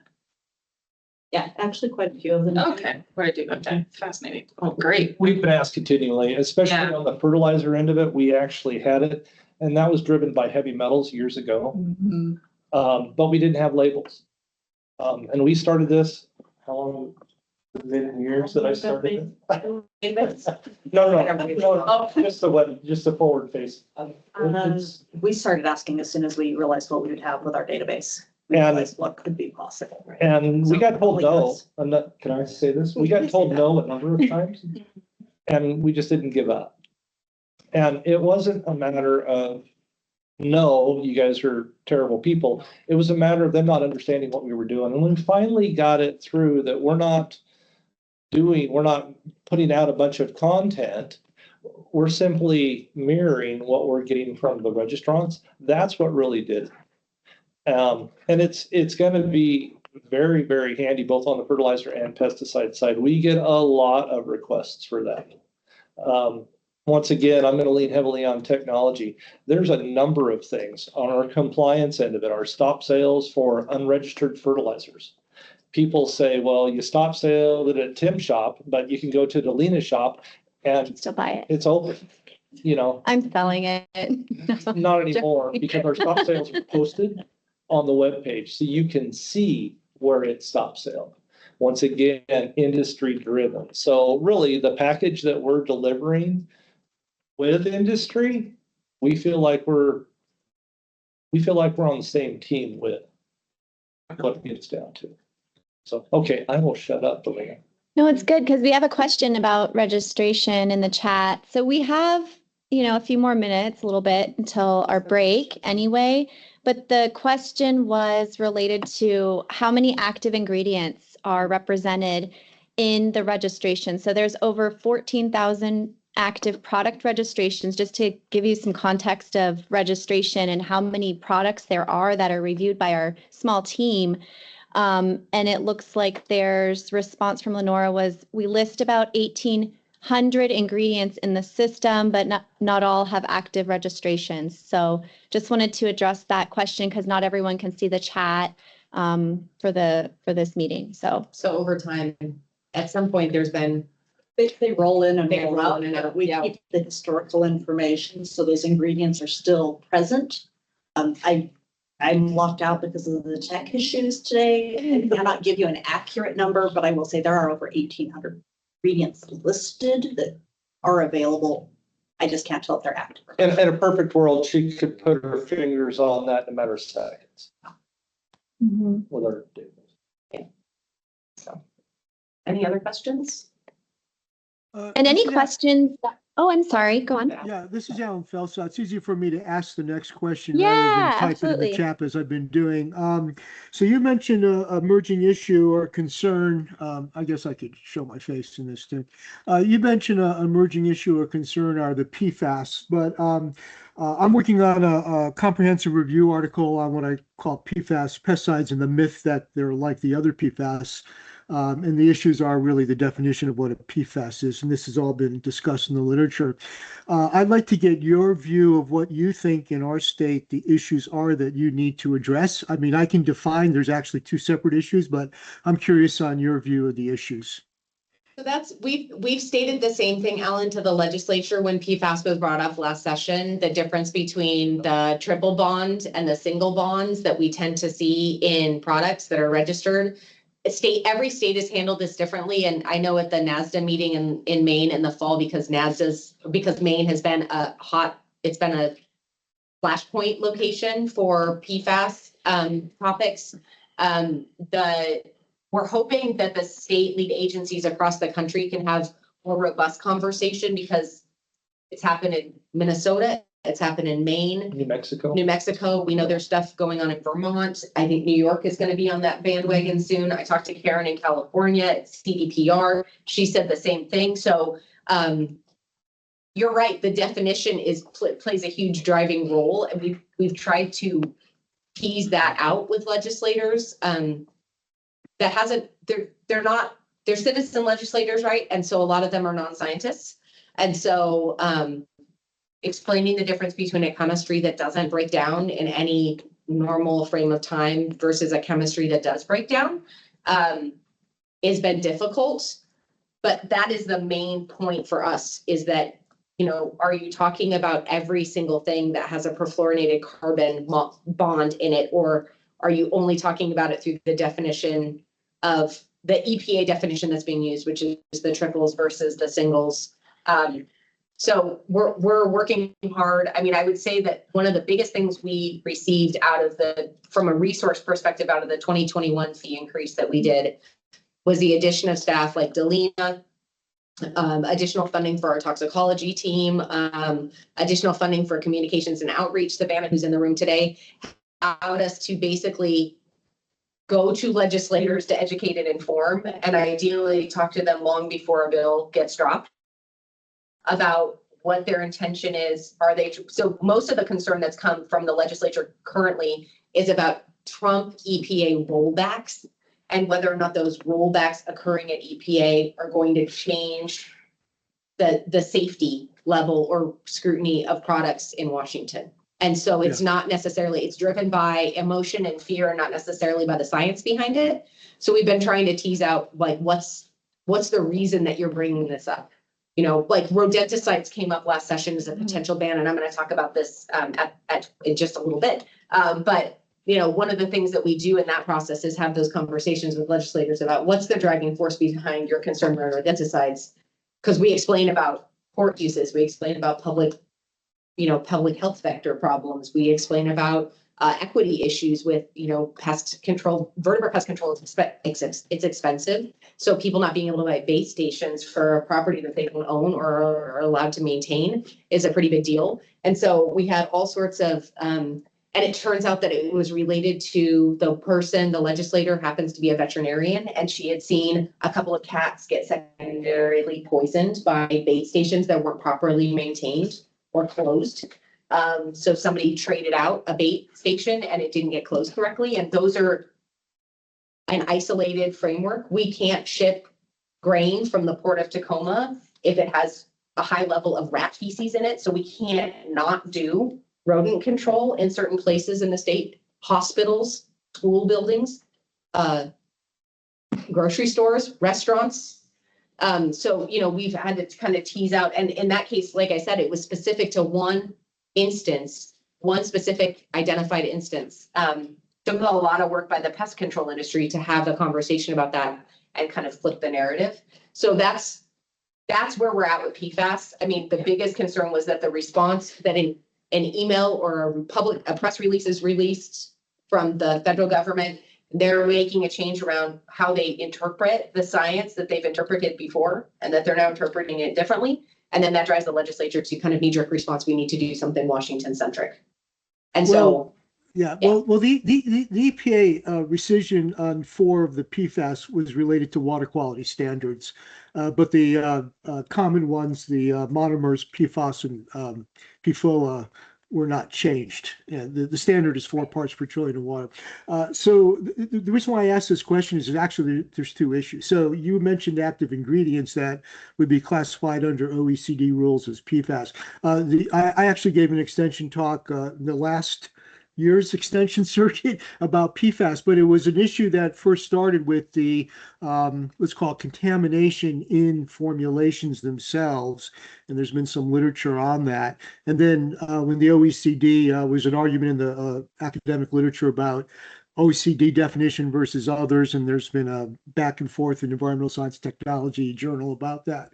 Then it became the so-called PFAS pesticides, which organizations like Center for Biological Diversity are harping on without the knowledge of chemistry here is just completely appalling to think that something that has, say, saturated carbon with fluorine, people don't just understand why structure is really important. It's not just the particular bonds that's important, it's the 3-dimensional structure. So I just wanted to make sure there's a division between contamination due to leaching from containers, which is where because PFAS are just sophisticated surfactants, where that's coming from, versus the nature of the active ingredient itself, just because it's tagged as by OECD as the definition of PFAS. And I wanted to make sure there was a understanding of what the 2 issues actually are. They're 2 separate issues. There is. There is. And we're working hard to translate that information to non-scientists who are in the role of deciding what bills drop and what they say. Well, So, I'm very happy to, as a matter of fact, that's one of the talks I'll be giving and I'll be posing to great to Wendy hear for the that. next year on actually discussing further this issue for the applicators. But I'm happy to help communication on that, and hopefully That's I'll get great. my review paper done this summer. yeah, and that's great, Alan. I appreciate that. I mean, I think, one of the struggles we've had is that the state has a PFAS strategy. And there were resources allocated to the Department of Ecology and the Department of Health for doing that work. Oh, they might not be able to hear me. I see the red Yeah, circle no, of death. no, I can hear you. Okay. Hear I just me, turned thank it on. goodness. Okay, okay. So I'm just gonna talk really fast. One of the struggles is that we asked for one resource at WSDA just to do PFAS across the entire agricultural spectrum, and we did not receive it. And we don't have the funding to just add a staff resource. It's also not successful to go to the legislature to ask for one person. So we don't have a PFAS program. We just kind of house PFAS related work across about 20 people across the agency are tackling PFAS, whether it's in animal services and it's related to like livestock uptake from say groundwater contamination and a water, stock water support issue, or it's, through our dairy program for the dairy indemnification program related to dumping because of PFAS contamination, or it's related to pesticides, either because of the container or because of the actual actives and non-disclosed ingredients. We're just kind of all over the map. There's stuff on it everywhere. And we just right now are piecemealing it together, unfortunately. And we'll continue to do that until we can get an actual PFAS resource. Yeah, thank you for your comments. I'm glad to hear them. Thank you. Thanks, Alan. I do think it would be entertaining to have Alan present to the legislature at a work session. And use the words appalling and what else?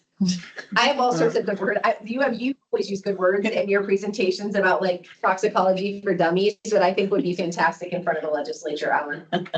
Yeah, the key word, Talk about the key word there is entertaining.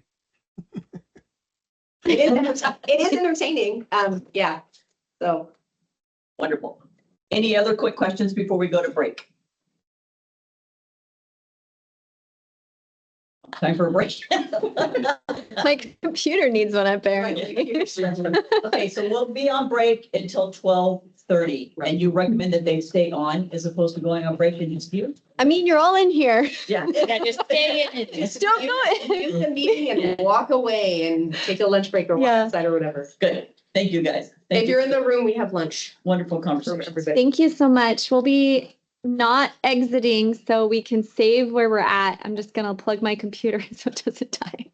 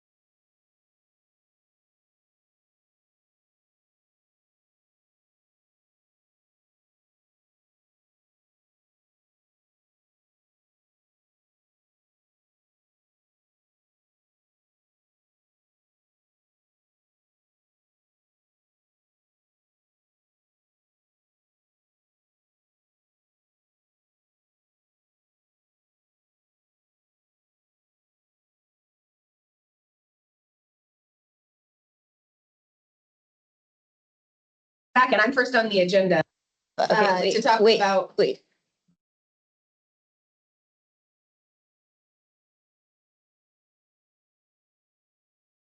Are we back? Our mics are. All right. Okay, can you hear us?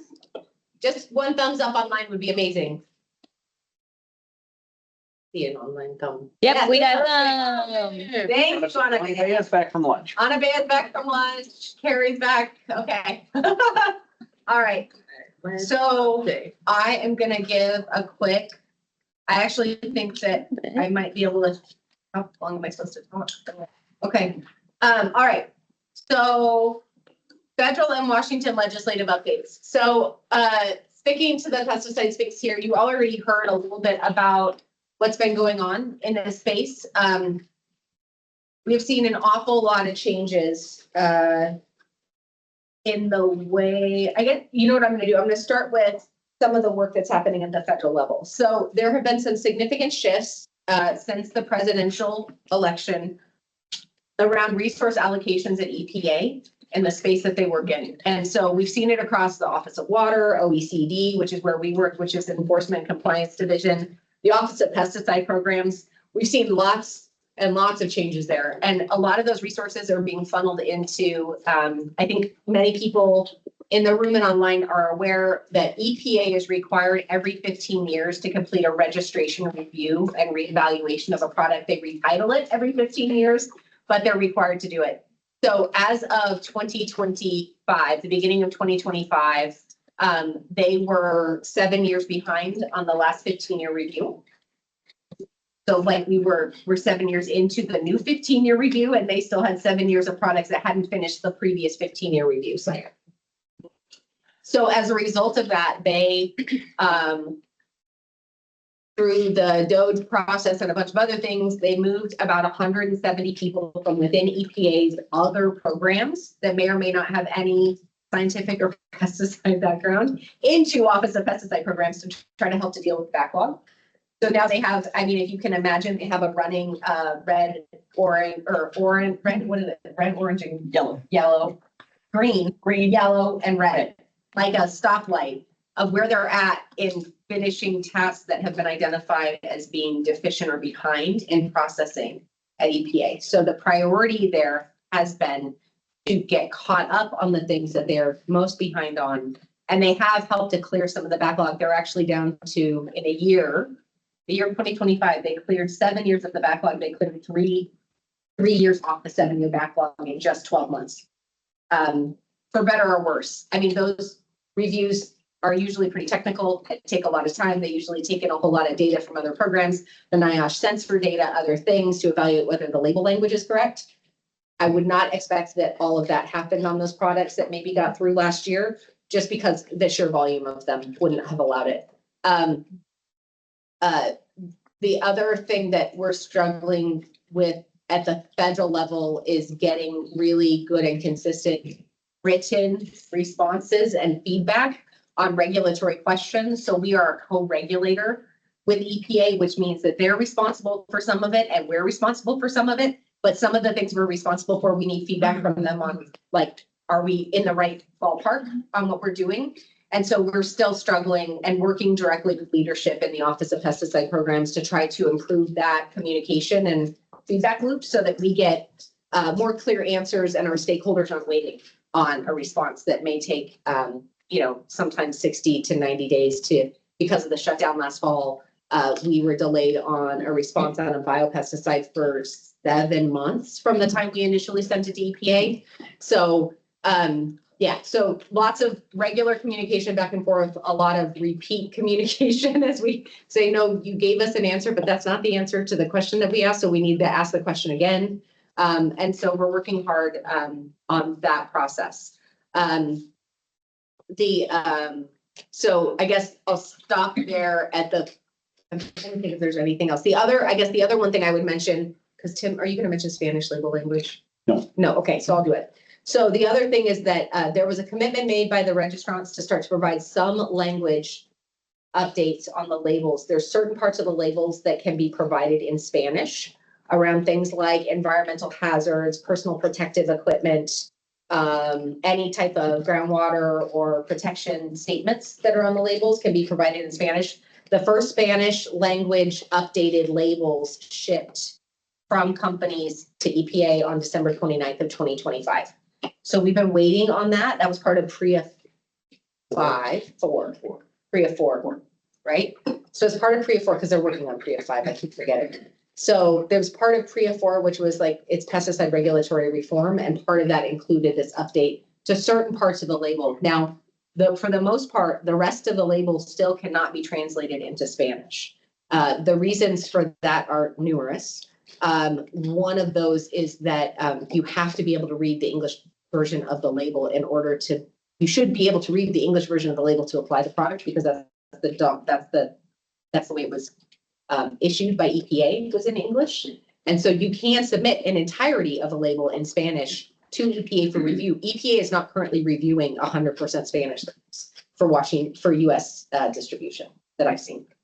Am I wrong on that? That's right. No, they don't review the translation at all. They put the burden on the registrant to ensure that it's a complete and accurate. Right, right. So we are seeing some updated label language that includes language, especially that's important to, say a handler or a worker on the farm that, they may not know that the product that they're being asked to mix and load, for instance, what the protective requirements are. And so will be available more and more and more Spanish, which is, that part is good. Really good information and updates. Washington legislative updates, as you heard from Brent, we had, I don't know how in a 60-day session we ended up with 4 pesticide bills. It's the most I've ever seen in the state of Washington in one session.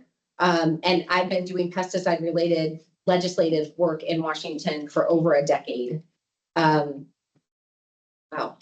over a decade. So we have had some bad years that have been pretty heavy on pesticide related bills. But this last year was pretty intense. And as I mentioned earlier, some of that's being driven by concerns about rollbacks at the federal government level. So we're seeing, a press release will come out. A press release was made, for instance, around the approval of a couple new chemistries and how these were good chemistries and that they're not PFASs under the federal definition. So the assumption from some Washington legislators was that means they were rolling back the protections around PFAS and pesticides, which was not actually true. It's that the definition there is single compounds, not triple bond compounds. And so they were still not. And so we are still working really hard with legislators, and we will do that again as we have an election cycle this year. We'll have a lot of new legislators coming in. And some of the champions that we've historically worked with on pesticide related issues, both on the Democrat and the Republican side of the aisle, retired at the end of this last session. So we lost Representative Larry Springer, who'd been in the legislature for years, a moderate Democrat from North Seattle. We lost Senator Judy Warnick out of this legislative district to my east, who's been an absolutely amazing champion. She actually ran the fee increase bills for us the last 3 times. And so I'm a little bit bummed that we don't have her to go back to. So we're, and one of the things I think I want to mention in this space is that one of the areas that WSDA is very aware of, it's not just a WSDA issue. It's certainly, I think, a working land or urban rural, try not to say divide, because I don't think that's what it is. It's an urban interface. Yeah, thank you. So the urban rural interface that exists in Washington is that 83% of people in Washington identify as living in urban areas, and only 17% identify as living in rural areas. And so one of the things that we do struggle with on a pretty regular basis is the conversation around connecting people to working lands, connecting people to where their food comes from, where fiber comes from, the importance of those working lands on the landscape, what they mean for rural economies. For instance, if consolidation and conversion are happening in a normal farm space in a normal time, that's great. If you have a farm income problem like we have in Washington at minus 300 million in 2024, then the conversion and consolidation happens at a much more rapid pace. And that means you see less workers, you see less people willing to support a school bond or levy in a rural community, you see less services, you see So there's a lot of ripple effect in those rural economies when those businesses change or morph or go out of business. And so we've also seen a huge investment in both working in all the working lands, mineral, forestry, and agriculture by investments companies. And so those investment companies are a driving force behind a return on investment that doesn't necessarily include the same kind of investments in those local communities that we've seen. So a big part of our work, going forward, we talked about right before the break, we talked about the pesticide fee increase. I think it would shock most of the people in this room to know that more than 50% of the products that are registered as pesticides in Washington state live under your kitchen sink or bathroom sink in your house, right? So these are disinfectants and biocides that are intended for uses to, everything from your Clorox wipes on your counter to a drain cleaner, right? So those are the types of products that are a driving force behind that 14,900 number. And so the lion's share of the use happens in the household. It doesn't happen in agriculture or forestry or industrial areas. So we're working hard on that to continue to educate and inform legislators about, kind of what this looks like and where those impacts are felt and how we do that work. We did see bills on paraquat. That, as I said, I don't know if there's a really good answer to why we saw a paraquat bill this last session. The Michael J. Fox. Yes, that's right. So it's the Michael J. Fox Foundation for Parkinson's Research ran that bill in 17 states last year that was looking at paraquat. Paraquat, just for people's awareness, if you're not familiar with it, is the most restricted. It's the most restrictive personal protective equipment required and additional training required pesticide in the country. You have to have additional training to be able to apply the product. You have to, it is like restricted use magnified is the way I think about it. And so there is some focus because of an increased rate of Parkinson's diagnoses in rural areas where paraquat has historically been heavily used to try to work on a paraquat, either a outright ban or a moratorium, depending on what state you're in. And so there is a big focus on that. I would expect that bill to come back this year from the foundation. I actually told them, to be fair, if you're going to bring it, don't bring it in a 60-day session. It's really hard to get a bill passed in a 60-day session. And last session was so focused on funding that made it really hard for most bills to get through. It was actually the lowest bill passage year that we've seen, even lower than COVID, when we couldn't be in person. Normally 1 out of every 20 bills or 5% make it to the finish line of a signing by the governor. This last year it was 1 in 33. So it's really hard to get a bill through. And there were more bills dropped last year than I've seen in at least 6 biennia, so 12 years. We also saw the rodenticide bill. I already talked a little bit about that, and that was really focused on secondary unintended consequences of those products, how they're packaged, how they're sold. We already do not allow loose bait sales in Washington. That's federally required. We don't allow loose baits. And so there's both first generation anticoagulant rodenticides and second generation anticoagulant rodenticides. We're waiting on updates for that to come out this year. We had hoped that it would be out this spring. Now, I think based on EPA's backlog, they're saying it's going to be 2027, based on what we heard from DC.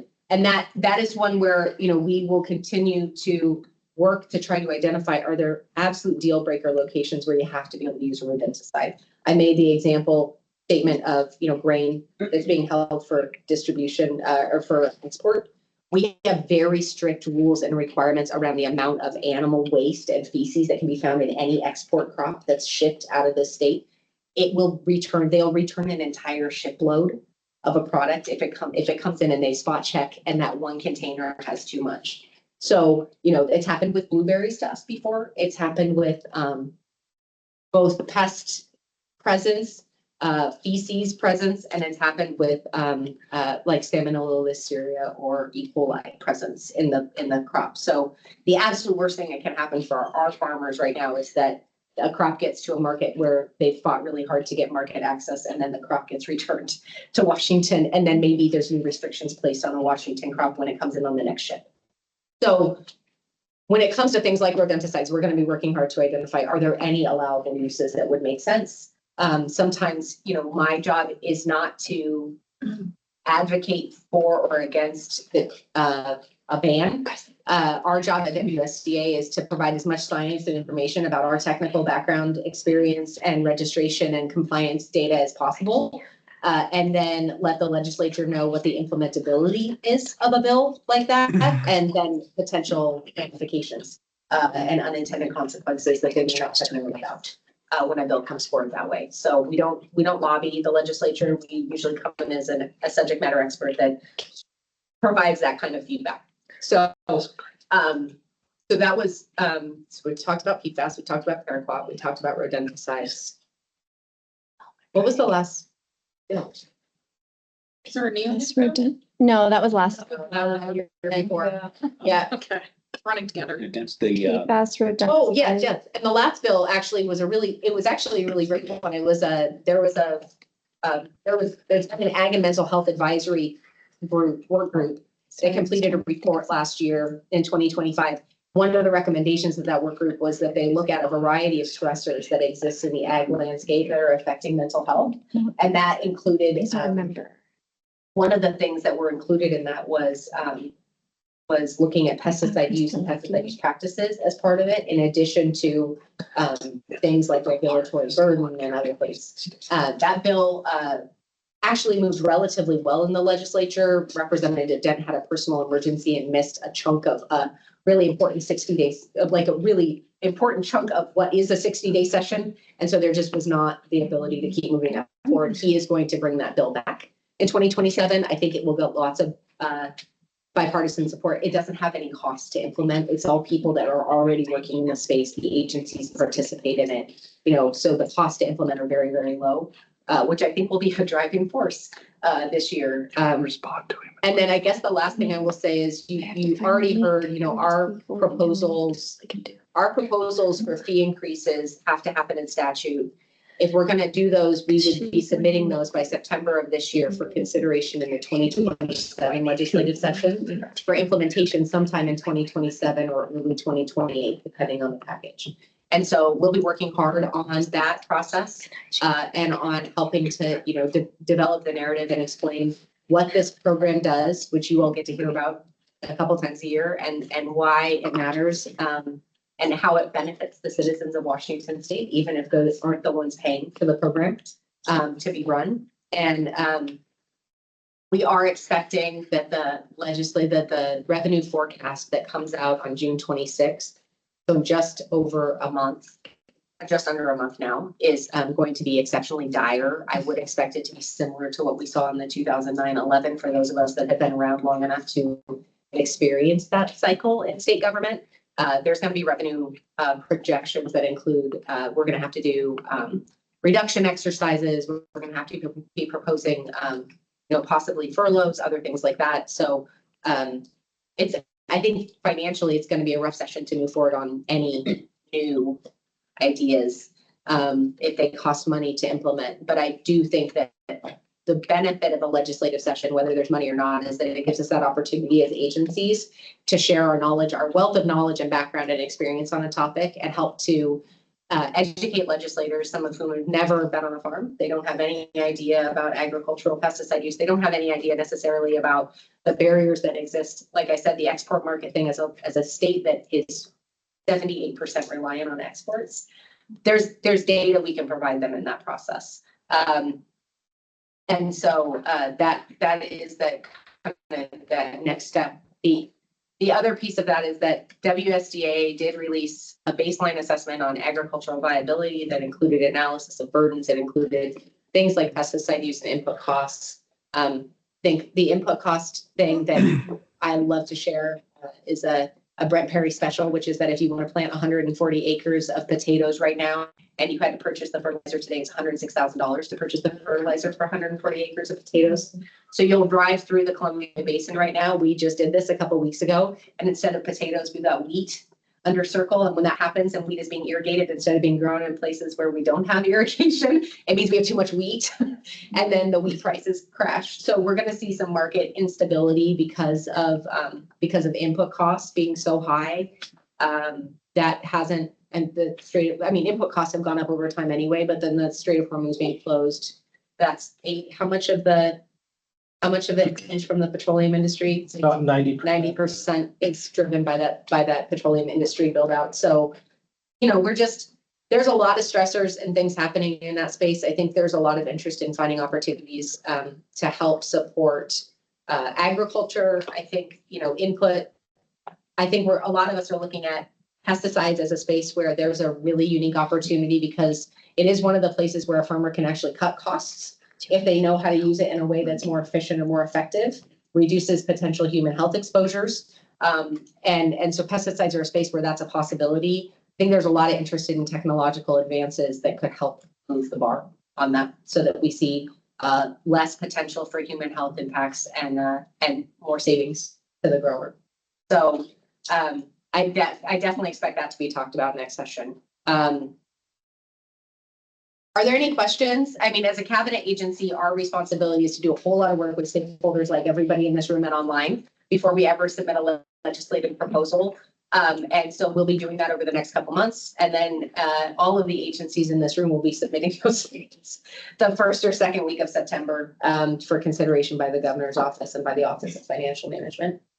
And we are pretty solid in the fact that we only pay for pesticide work with pesticide money. We only pay for fertilizer work with fertilizer money. And so there have been some other dramatic costs that have come from, you know, technological advancements, the new One Washington project and other things that the states have had to absorb. But I'm happy to say WSDA tends to be really efficient, and I feel pretty confident sharing with the legislature.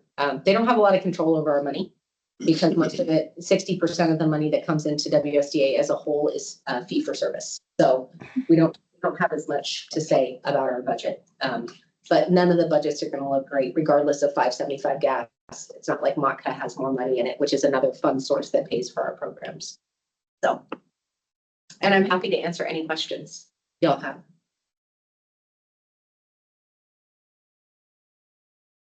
At the times we're in. It's going to be interesting. I mean, I think it's going to be really different for us. And I think, you know, we're seeing the same problem, the higher ed fund. I mean, all the funding sources have changed so dramatically as the federal government has shifted focus as well, where we're seeing less of those federal investments. I would say this, a lot of our state investment money is meant to match federal dollars too. And so we still have to have access to some of those state resources. Without them, we are not able to mobilize and move forward on those federal investments that still come. So we do, I mean, there is some necessity there for us to have some stability that comes in the budget space. I guess the one thing I will say that I think we've done really well is that when we've seen that our statute, or that there's a niche that's needed in the pesticide space that isn't being met someplace else. For instance, looking at pesticides in groundwater. 20 years, Department of Health and Department of Ecology had tried to get mobilized a groundwater monitoring program for contaminants in Washington, and had been unsuccessful in getting the legislature to fund that. And in partnership with those two agencies, we were able to move forward and get a program funded at WSDA. It's small, but relatively mighty, and the data that's coming out of it is really fantastic. And one of the things that it shows is that in most places, we're seeing a lot less pesticide contaminants. That doesn't mean we're not seeing contaminants, we're just not seeing pesticide-based contaminants. So, which is good news. Those are, you know, but there's a lot of emerging contaminants, there's a lot of emerging needs, and we're just, as a state, as a variety of state agencies, I think we're going to continue to struggle in that space. But, you know, I'm encouraged because we have, with the Pesticide Advisory Board, it gives us a sounding board to say, hey, we're thinking about doing this. What do you all think before we move forward with anything? And unless it's directly centric to our pesticide related programs that are fee funded, we don't have the money to go and just do anything. So we need a whole lot of support to get there on anything. And so, we try to ground truth it first, and we'll continue to do that.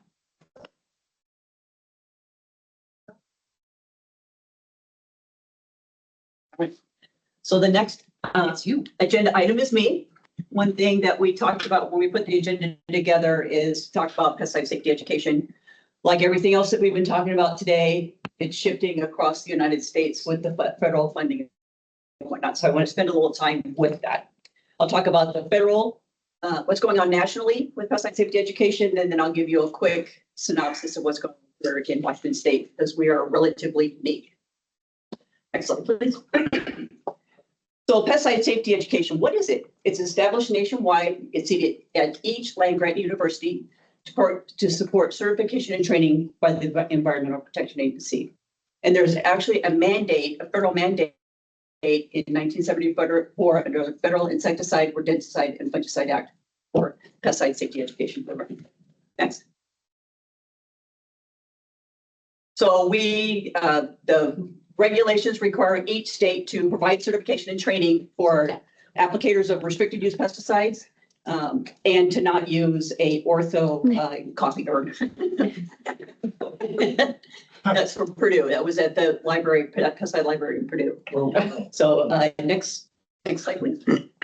So pesticide safety education programs are federally mandated, state delivered, and locally sustained. Next slide. Okay, so what pesticide safety education does across the United States is we provide science-based pesticide information and education. Our reach, there's nearly 2 billion people across the United States that are impacted by pesticide safety education programs across the United States. And as you see from the list, it's very diverse. So we're doing education and outreach for anywhere from farms to inner city to backyards, remote, commercial applicators, private applicators, whole shebang. Next slide, please. So there are a couple of national programs that have supported what we do in PCEP and given us training information and whatnot that are substantially being, the funding is going down or it's being completely eliminated. So I'd like to talk about a couple of those. So the Pesticide Education Resource Collaborative, called PERC, was EPA funded, and it provides pesticide safety education program and also provides funding for community-based projects. Next slide, please. So they did a lot with, they have a website that has information. A lot of the worker protection standard information was produced by them and on their website. We as pesticide safety educators put people on that website all the time. So PERC operations, they are no longer receiving funding and they're going to phase out through August of 2026. And some of their functions are going to transfer to the university, UC Davis. Next slide. So UC Davis is committed to maintaining the PERC store. So some pesticide pesticide programs across the United States can't afford to print their own manuals. So PERC is working with helping them do print runs. They have the structure to do that. So that's a generating money for pesticide safety education through PERC. And then they also provide modifiable files for applicator certification manuals, which is great. We don't have to start from scratch. So we recently took the soil fumigation manual and adjusted it for start from ground zero.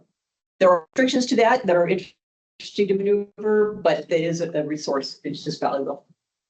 So they're going to also continue the PERC website. So all those resources for worker protection standards will still be available. And there are video channel, little short clips that are useful for education. So this will depend on several factors, whether that store is going to generate enough revenue to keep that going, because UC Davis isn't going to just hand over money to do that. So I heard yesterday that the posting is guaranteed through 2026, which is good. And they are looking really good for 2027. Next slide, please. Another resource that we use a lot is the National Pesticide Information Center, NPIC. It provides objective science-based pesticide information to help people make decisions. It's supported by an EPA cooperative agreement. And it had, so as a pesticide safety educator, I would go onto NPIC's website and they have information on neem oil and how to register a pesticide, what is a pesticide, and different things on a pesticide label. I can take that fact sheet and make my presentation for the year. So it's a really great resource. And they have a hot 1-800 number where you can call in. Anybody can call in with a question about a pesticide.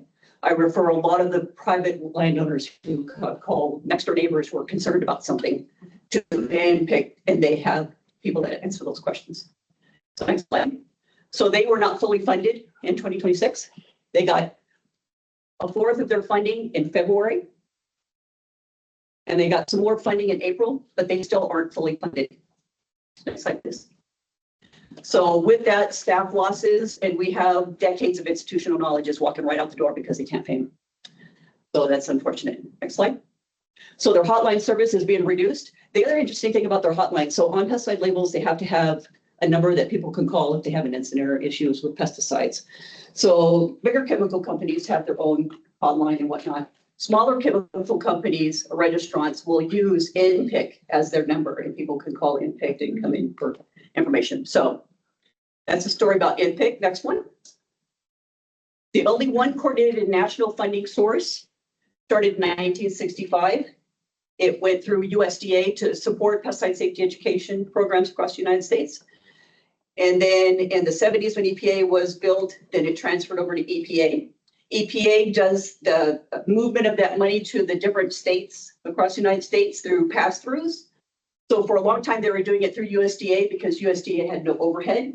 So we got that 100% money that was divvied out through the different states. So it was a larger sum of money than we do now. Now they have it as a grant, and that grant obviously has overhead.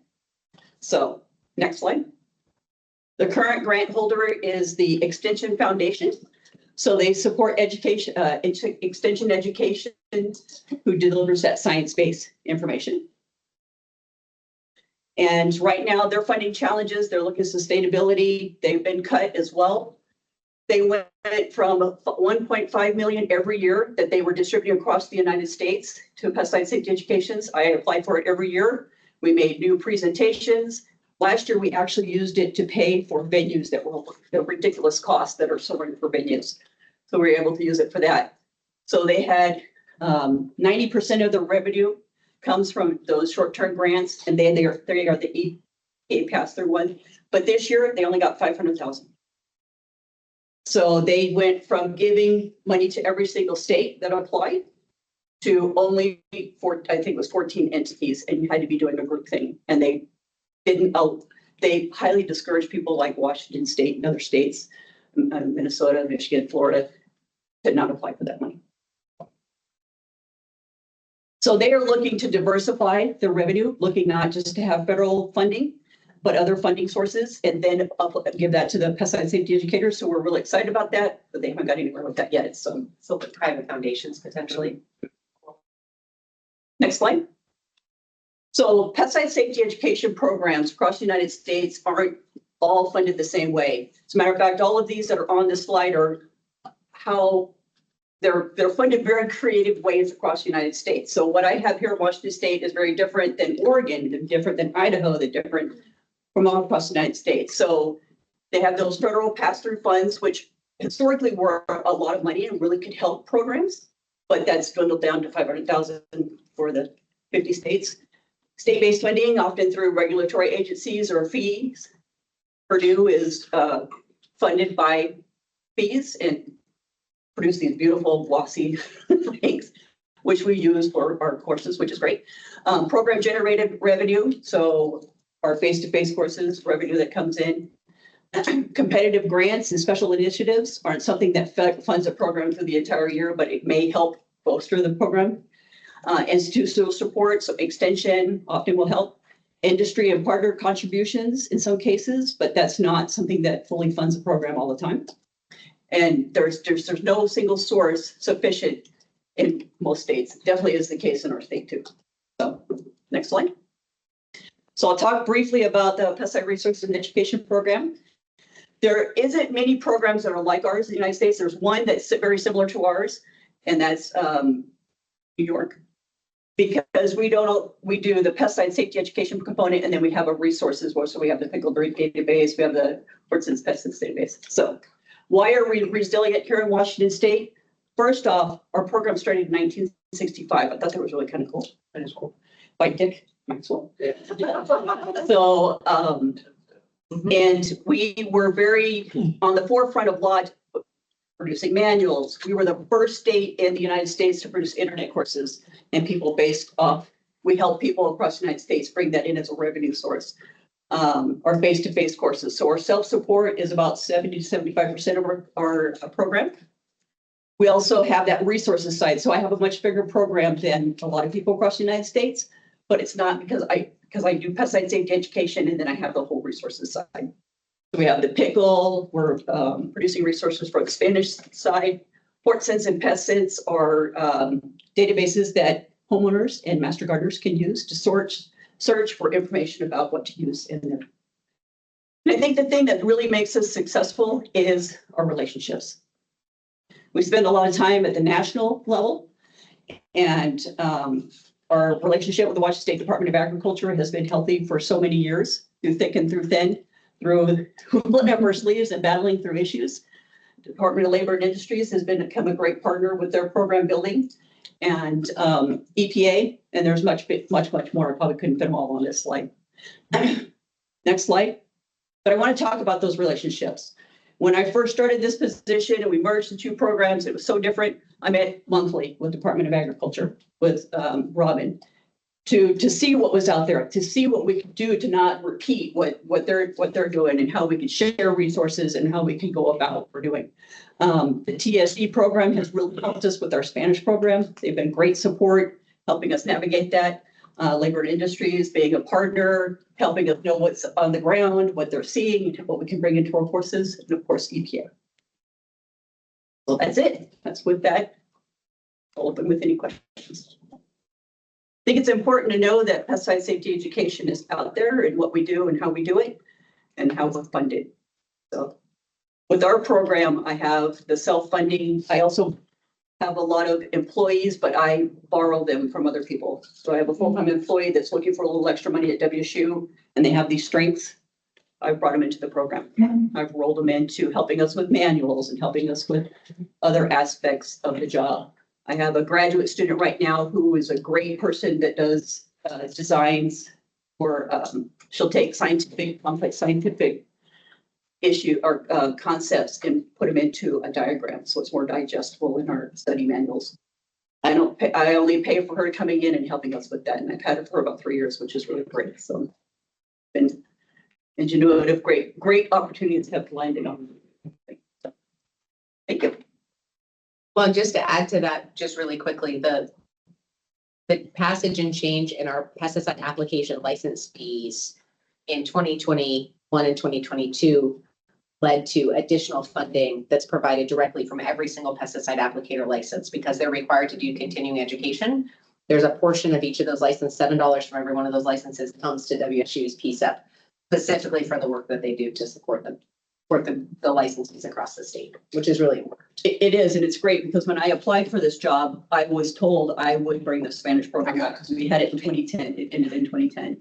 And we didn't have the resources, but with that money, we were able to build the program, and now it's starting to self-sustain, which is really, really great. It's really cool. Thank you. All right. Now we'll go into AES program updates. We'll start with compliance with Tim Stein. Good to hear from him again. And again, and again, and again. So thanks, Betty Sue. So this I'm WSDA Pesticide Compliance Program Manager. I'm glad you stumbled on the AES because as I put slides together for today, that was my problem. I was given the task of talking about the AEZ, EAS, or ES. See, I can't even do it. ESA and AES update. So it was way too many. TIRT. Oh yeah, and PERT, TIRT. Yeah. So I did not put any slides together for this brief update, but just to kind of give you an idea of where pesticide compliance is at, we're currently staffed at 91%. As was said earlier, Kelly mentioned we have 20 staff, myself included. I have 3 area supervisors. Chris, who you met earlier on the call, is our quality assurance, training coordinator, drone coordinator. anything we can't find a home for. Chris is really good at it. He came on after Gary Buckner's retirement last year, filled his position. We have a drone that we use for our operations to fly over and we can see feathering in fields from drift, that type of stuff. It has thermal imaging. It has, regular color photographs we can use for our cases. And again, on top of that, he also has to meet all the same FAA requirements as all the applicators do as well. So it's really good having somebody like that on board. I have 5 investigators in each of the 3 regions, Eastern Washington, Central Washington, and Western Washington. The 2 vacancies that we currently have, one is in Wenatchee, one is in Yakima. Fortunately, we have enough staff coverage in the central part of the state that we can cover that for the year, and we're simply holding those vacant. As Kelly said, the funding that we have funding available to host those positions, but kind of holding those vacant because we have increased operating costs as everybody does. Vehicles go up, fuel goes up, so we're kind of holding those vacant. It's also a difficult time for us to bring somebody on during the summertime. We're eyeballs deep if we're lucky in things that are going on out in the field. So it's a great time to learn if you want to drink from a fire hose. So with that, that's where our staffing is at. Our other big update is, has been mentioned, we're working on a database to replace what I have down here is 15 years, but realize it's actually a 16-year-old database. It's called Kelly Registration Services, which is what we use to house all of our compliance database.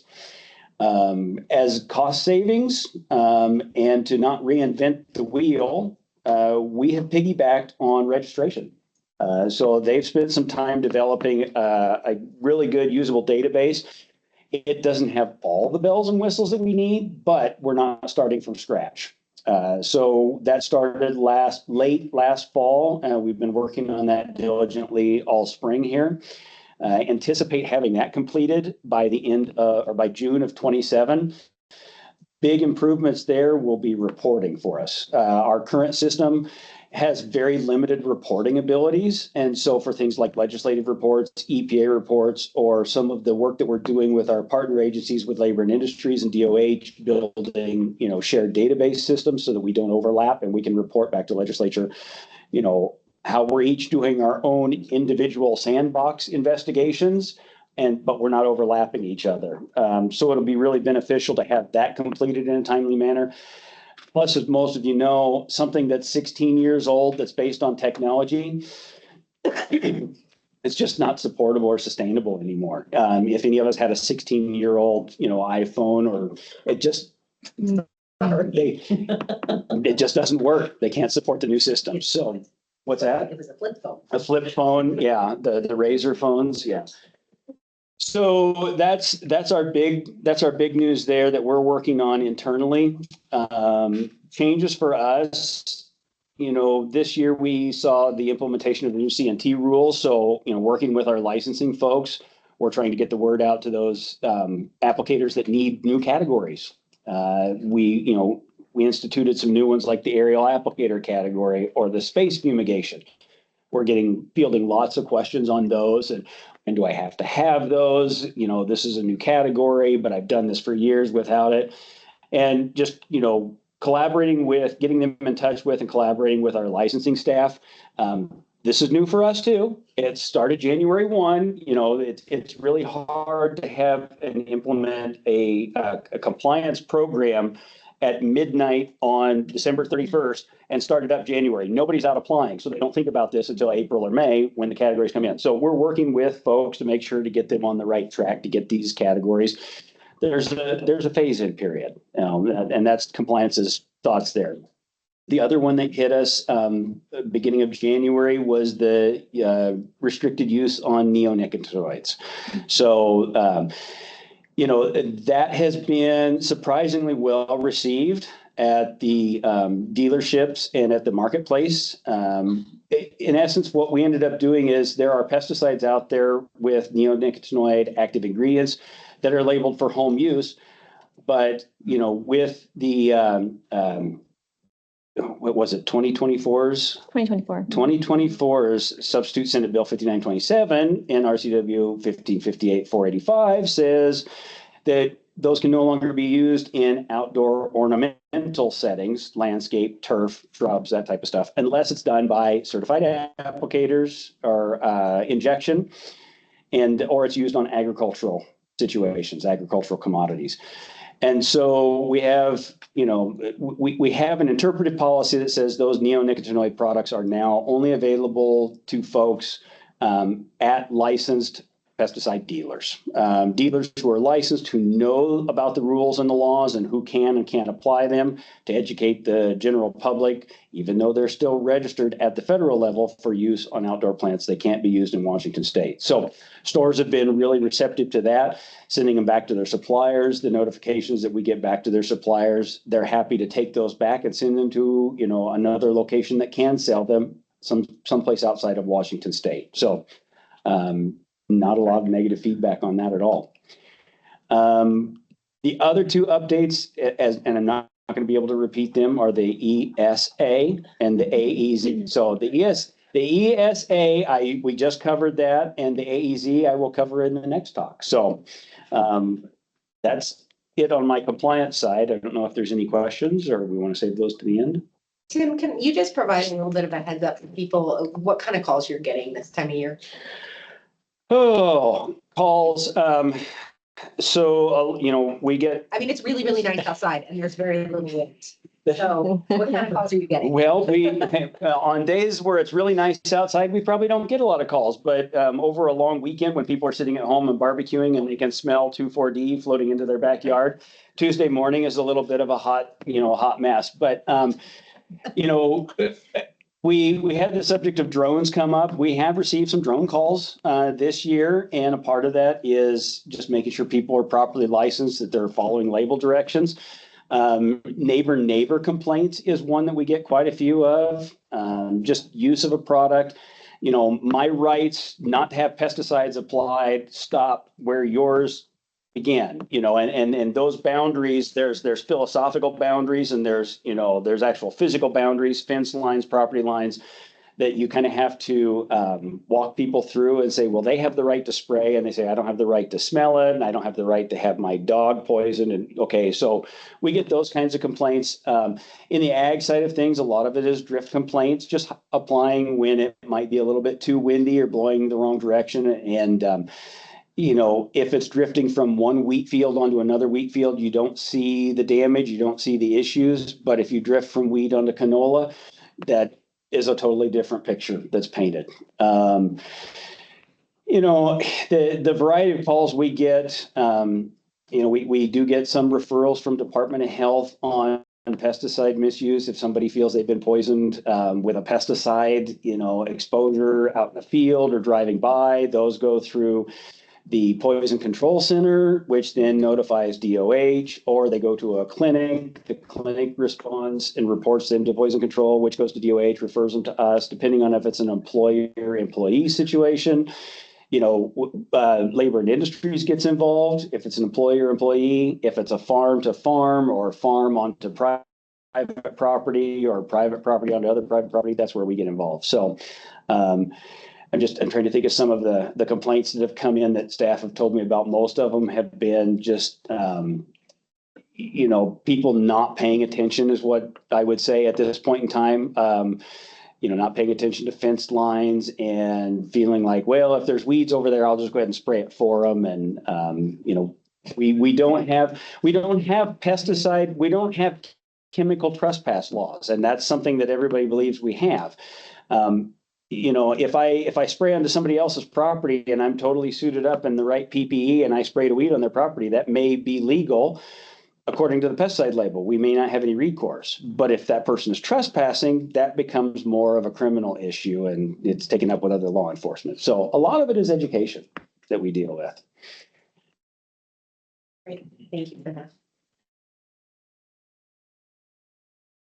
I don't see any online, so Okay.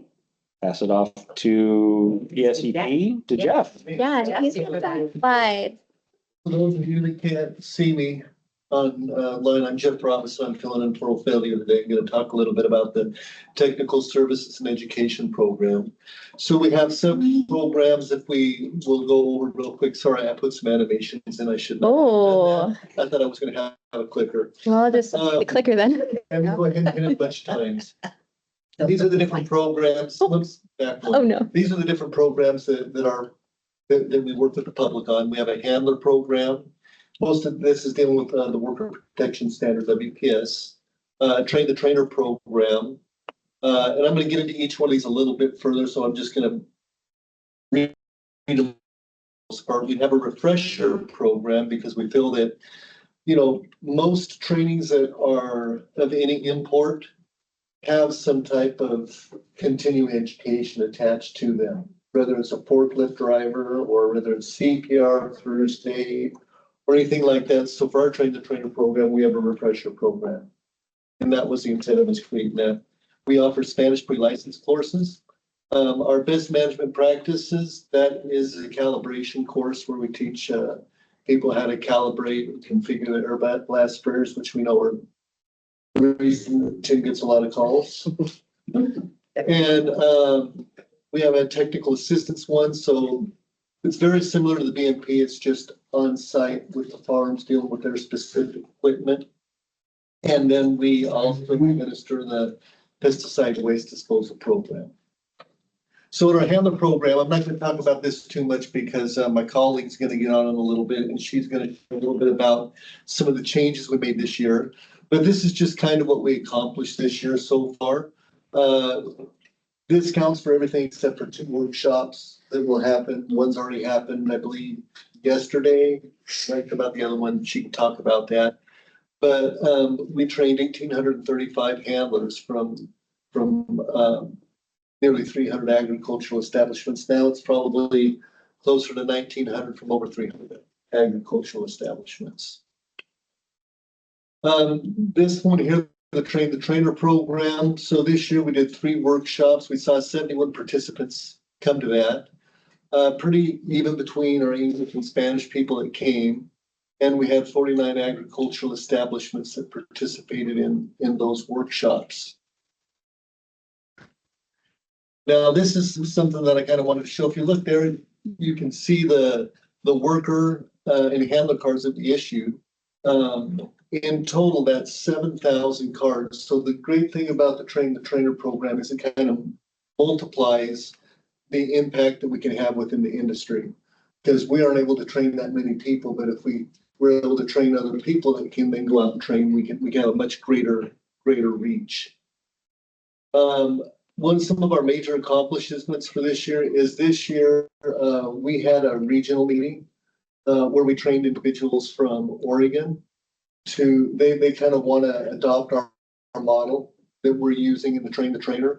And so we worked with them on training them to understand how our module works. And we had people from EPA there, Oregon Department of Agriculture, Oregon State University, like I said, our EPA representative. And then we had a few people from the private sector that were there as well, because we wanted it to be kind of more of a normal Train the Trainer so that they would interact with those people.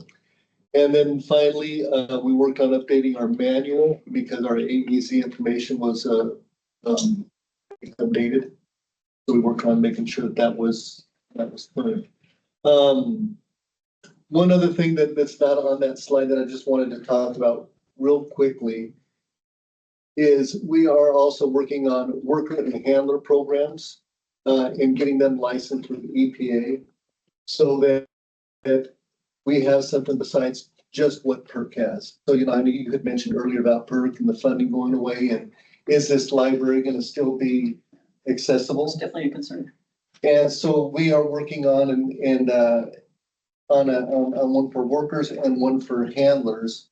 And to tell you the truth, I like ours more. We're just all Washington in here, so I can say that freely.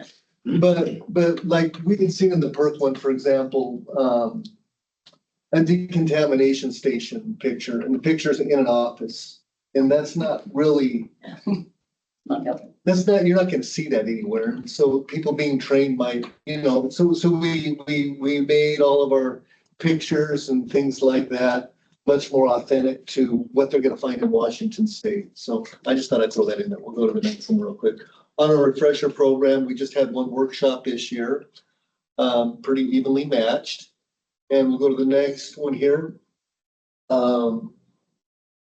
Some of the challenges that we have is we're working on updating our curriculum. We've had the same curriculum for about 5 years. And we've got people that have come through the training multiple times and they're probably getting tired of the same games and the same activities.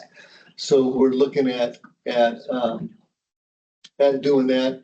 And we're struggling a little bit with filling multiple classes. We have certain minimum standards when we put on a class, when we're going to allocate resources to put on a class. And if we can't meet those minimum standards, then we really don't like to, spend resources and going out there to do those trainings. And so we've got to become more effective. That's something where we're struggling, is we got to become more effective in figuring out our outreach and finding the right partners to sponsor those classes. Our respirator train the trainer program, we had 5 workshops, which was a significant increase. Participants, 31 agricultural establishments. This one here has been a little bit easier to fill workshops in because we don't have quite as high numbers. Expectation for this one is the other one because it's much more hands-on, very technical.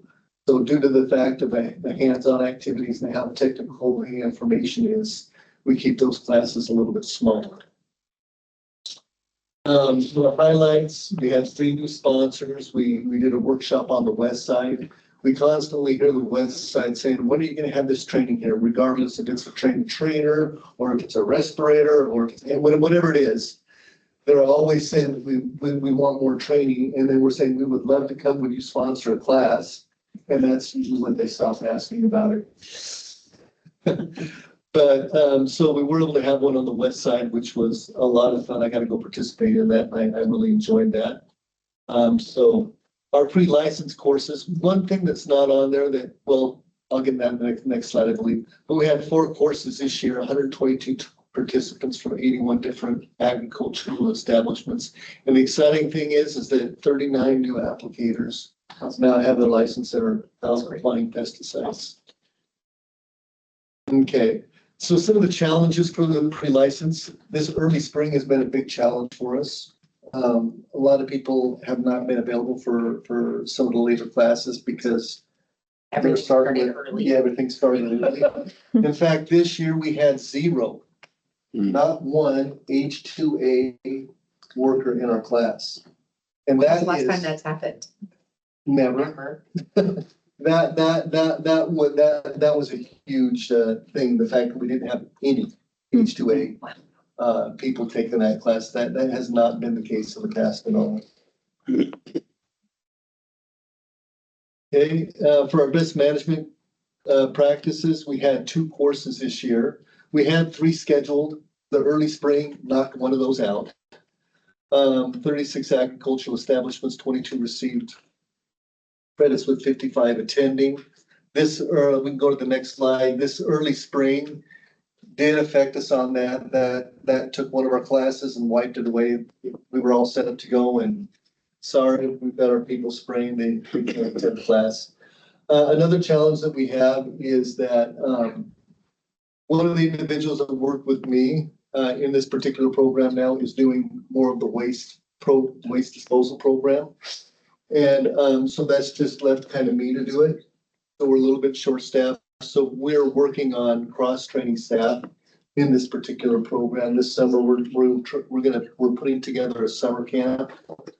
That's what we're calling it, because it sounds a lot more fun. And we're gonna be bringing people in, and I'm taking some of the curriculum we use for the best management practices, and I'm kind of beefing it up, adding different scenarios. We're not going to be held to the same timelines that we would in that regular course.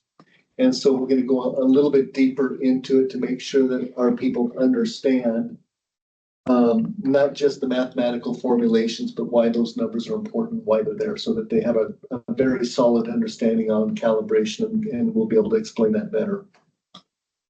Yeah, our technical assistance, we had just one event this year. Again, I think that this was a lot of that early spring. The thing about these two programs is we have a very finite window when they can be delivered. We have to wait until it's not freezing, so we don't freeze up lines and we have water available. And then, so we can't start before that, and then we have to start before they're spraying. Sometimes those windows are like this. And yeah, this year there was always no, so that really affected us with that. We only had one event this year. 6 participants and 3 attended. Yeah. Those were our challenges, what I just spoke about. We need to become, and we've identified this as a challenge, recruitment strategies. And we're looking into developing maybe some calibration cards. I know that we deal with some problems sometimes with trying to remember the formulas and everything like that. So I want to develop some cards that they can go on the wall with either a QR code or the actual formulas written on them, so they can have them there with them to remember. And so those are some of the things. Our waste disposal program, we had 5 events. We collected just over 51,000, well, almost 52,000 pounds, with 132 people attending that. Let's be clear, that happened in 6 weeks. Yeah, Each 5 in a relatively events. short amount of time. It was. That's ridiculous. Yeah, that, you know, and I compete with this program with our technical assistants and our best management practices because our times are kind of during the same time. And so we're competing for the same. Customers.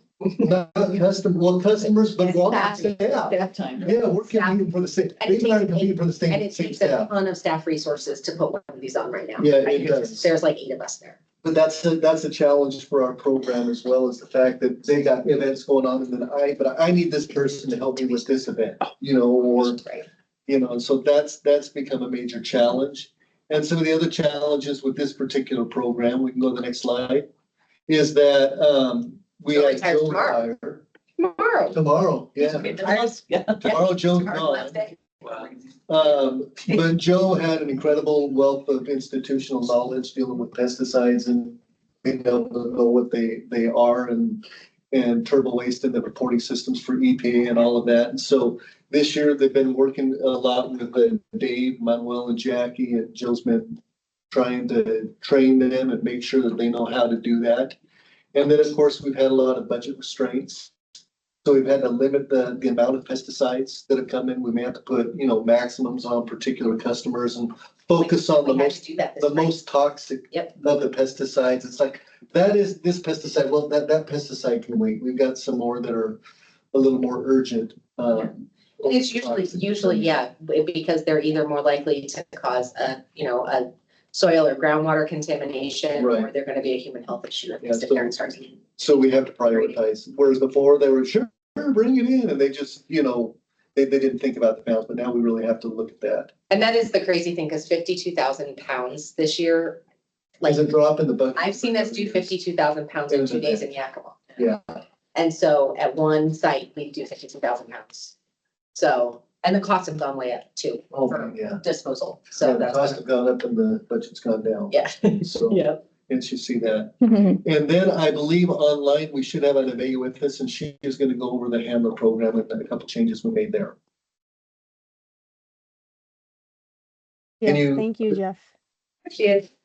There we are. Yeah, just Anabea here with the Technical Services and Education Program. I'm one of the bilingual trainers for our program here, and I just want to give you guys a quick update on the handler program. I just kind of run you guys, if you could go to the next slide, please, on how we run our training. We're basing it off of 5 modules. We do an introduction to WPS, decontamination, mixing and loading, respirators, and PPE. So they'll rotate through all these modules throughout the day. And how we did it before was we were using that EPA approved material, and it was more, we were giving them the training and they had some hands-on activities. And now we changed the structure for it to be more interactive, and then we included the case scenarios that were given to us by the Department of Health, and also kept those hand-on activities. Next slide, please. And next, thank you. And then so some of those curriculum changes was those case scenarios that we received by the Department of Health. And so the way we went about this, essentially our curriculum had not been changed for, I believe, 20 plus years. And so we rehauled the whole curriculum last summer and included these case scenarios. So we were given a list of, I believe, like 50 case scenarios, and 30 of those about were related to WPS. And we took 2 trainers per module and had them sort through all these case scenarios and see which one they thought fit best for their module. And then we kind of discussed it as a team and say, I think this is what fits best. And it showcases WPS violations. And just, we wanted to make sure we had enough material to discuss during our trainings.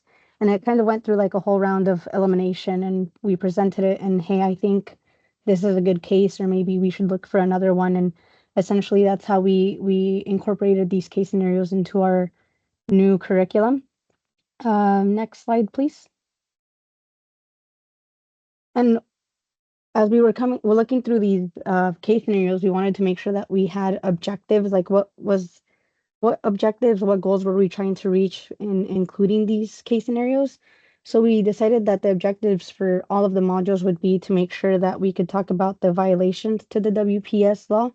We could also talk about the actions that may have contributed to the pesticide exposure. And this was on behalf of the employee and the employer. And also the important lessons that we could learn from this case, just so that we ensured that they walked away with important lessons from these case scenarios and made sure that they were learning something to hopefully prevent them from committing the same instance, for that to not happen out in the field. Next slide, please. And this is what we did. The way we incorporated was that we also took the video segments from PERC and cut them up into snippets of 2 to 3 minutes.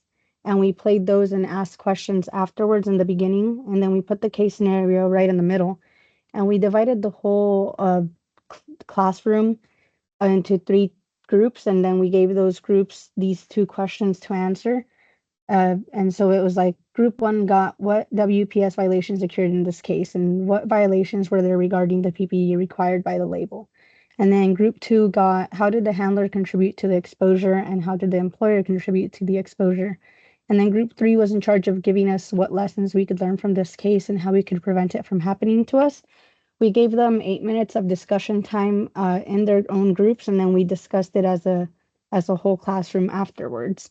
And that's just essentially how we revamped our whole curriculum over the last summer for this training season. And I think that's everything. Yep. I don't know if you guys have any questions. Any questions? Thank you, Annabelle. Yep. Thank you. The new handler program that we laid out was very well received by the industry. We had a lot of really good comments by it, because these were real life scenarios that happened in Washington State, within the last year or 2. So it was good. Awesome. I don't see any questions in the chat or in the room, so we'll move on. Thank you so much. We'll move on to Tina's program and her update. Hi, everyone. Tina Zimmerman here from Olympia, Program Manager for Licensing and Recertification. And I kind of wanted to focus today on CNT, which Tim kind of touched on during his update. CNT, for those of you who don't know, I think most of you probably are familiar with CNT, but for anyone that's not familiar with it, I'll just give a quick 30-second overview of what it is. It's certification and training. 2017, EPA did a massive overhaul of the certification of pesticide applicators rule 40 CFR 171, which they hadn't done since the 70s. And every state kind of had to follow suit and update their programs to meet or exceed those new requirements. After we submitted our state plan to EPA in February of 2020, We had an immense amount of work ahead of us. At that time, though, we thought hey, we can do this in 6 years. We had an implementation date of January 1st, 2026, but that was pretty naive. In those 6 years, we completed concurrent work on a new database and software application that had to be ready before 2026 and accommodate all of the changes. Did statute and rule updates, extensive outreach, which I'll kind of summarize what that covered, and updated existing and developed new exams, which my staff did in tandem with the massive amount of work by WSU on the study manuals, all of which had to be ready by this year. So implementation was January 1st. That was the effective date of the C&T rules in Washington State. We fully deployed 27 new or revised exams out of our 33. Most people, just give you a quick overview of the requirements, what we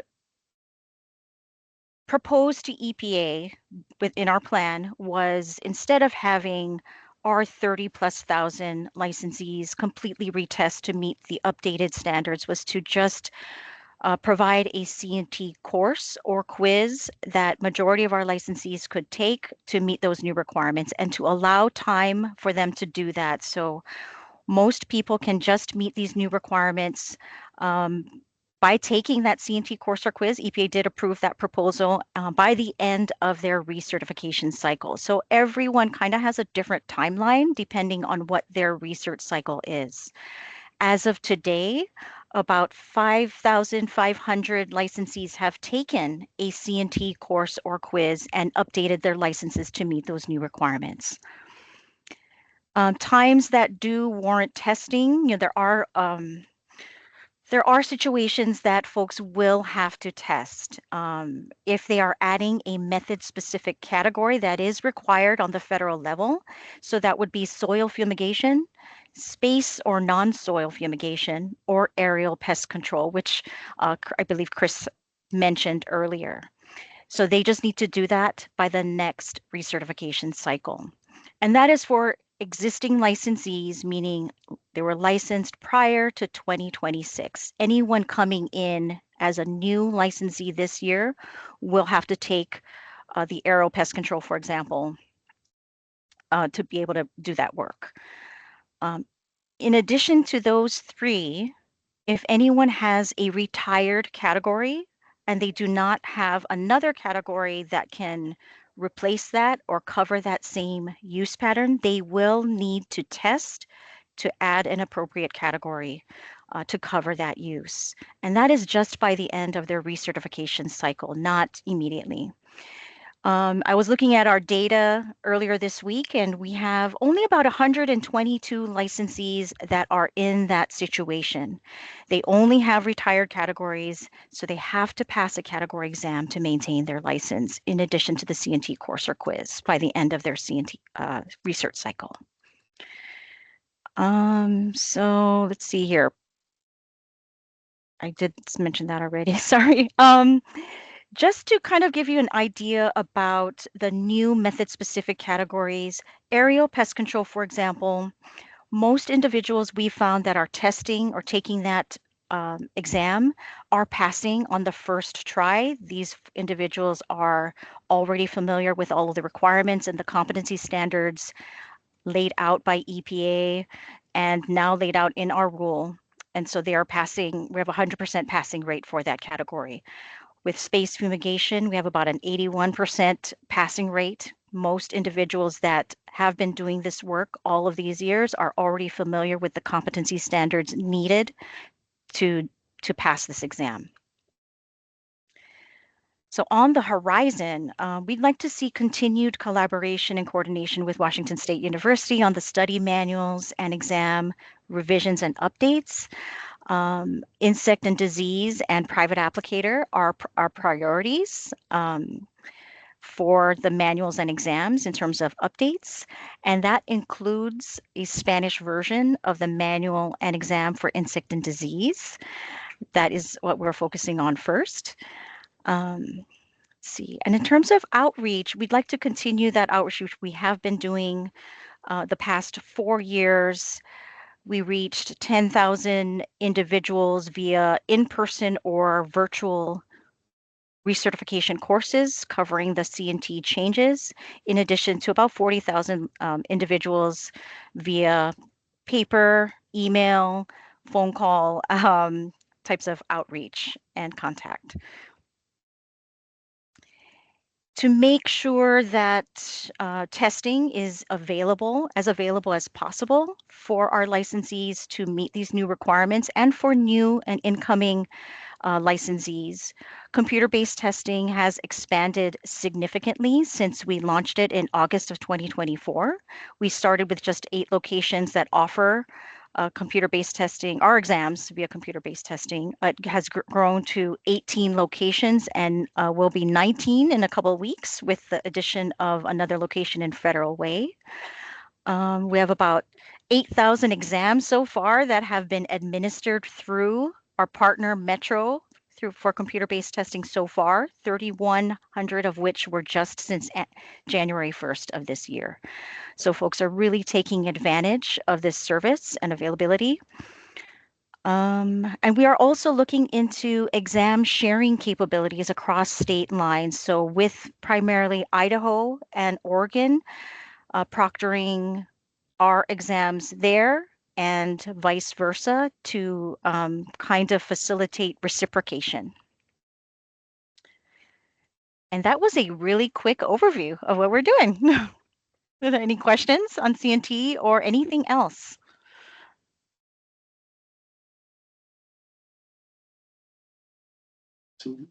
Nothing in the room, but we'll Okay. check the chat real quick. I didn't see anything. Okay.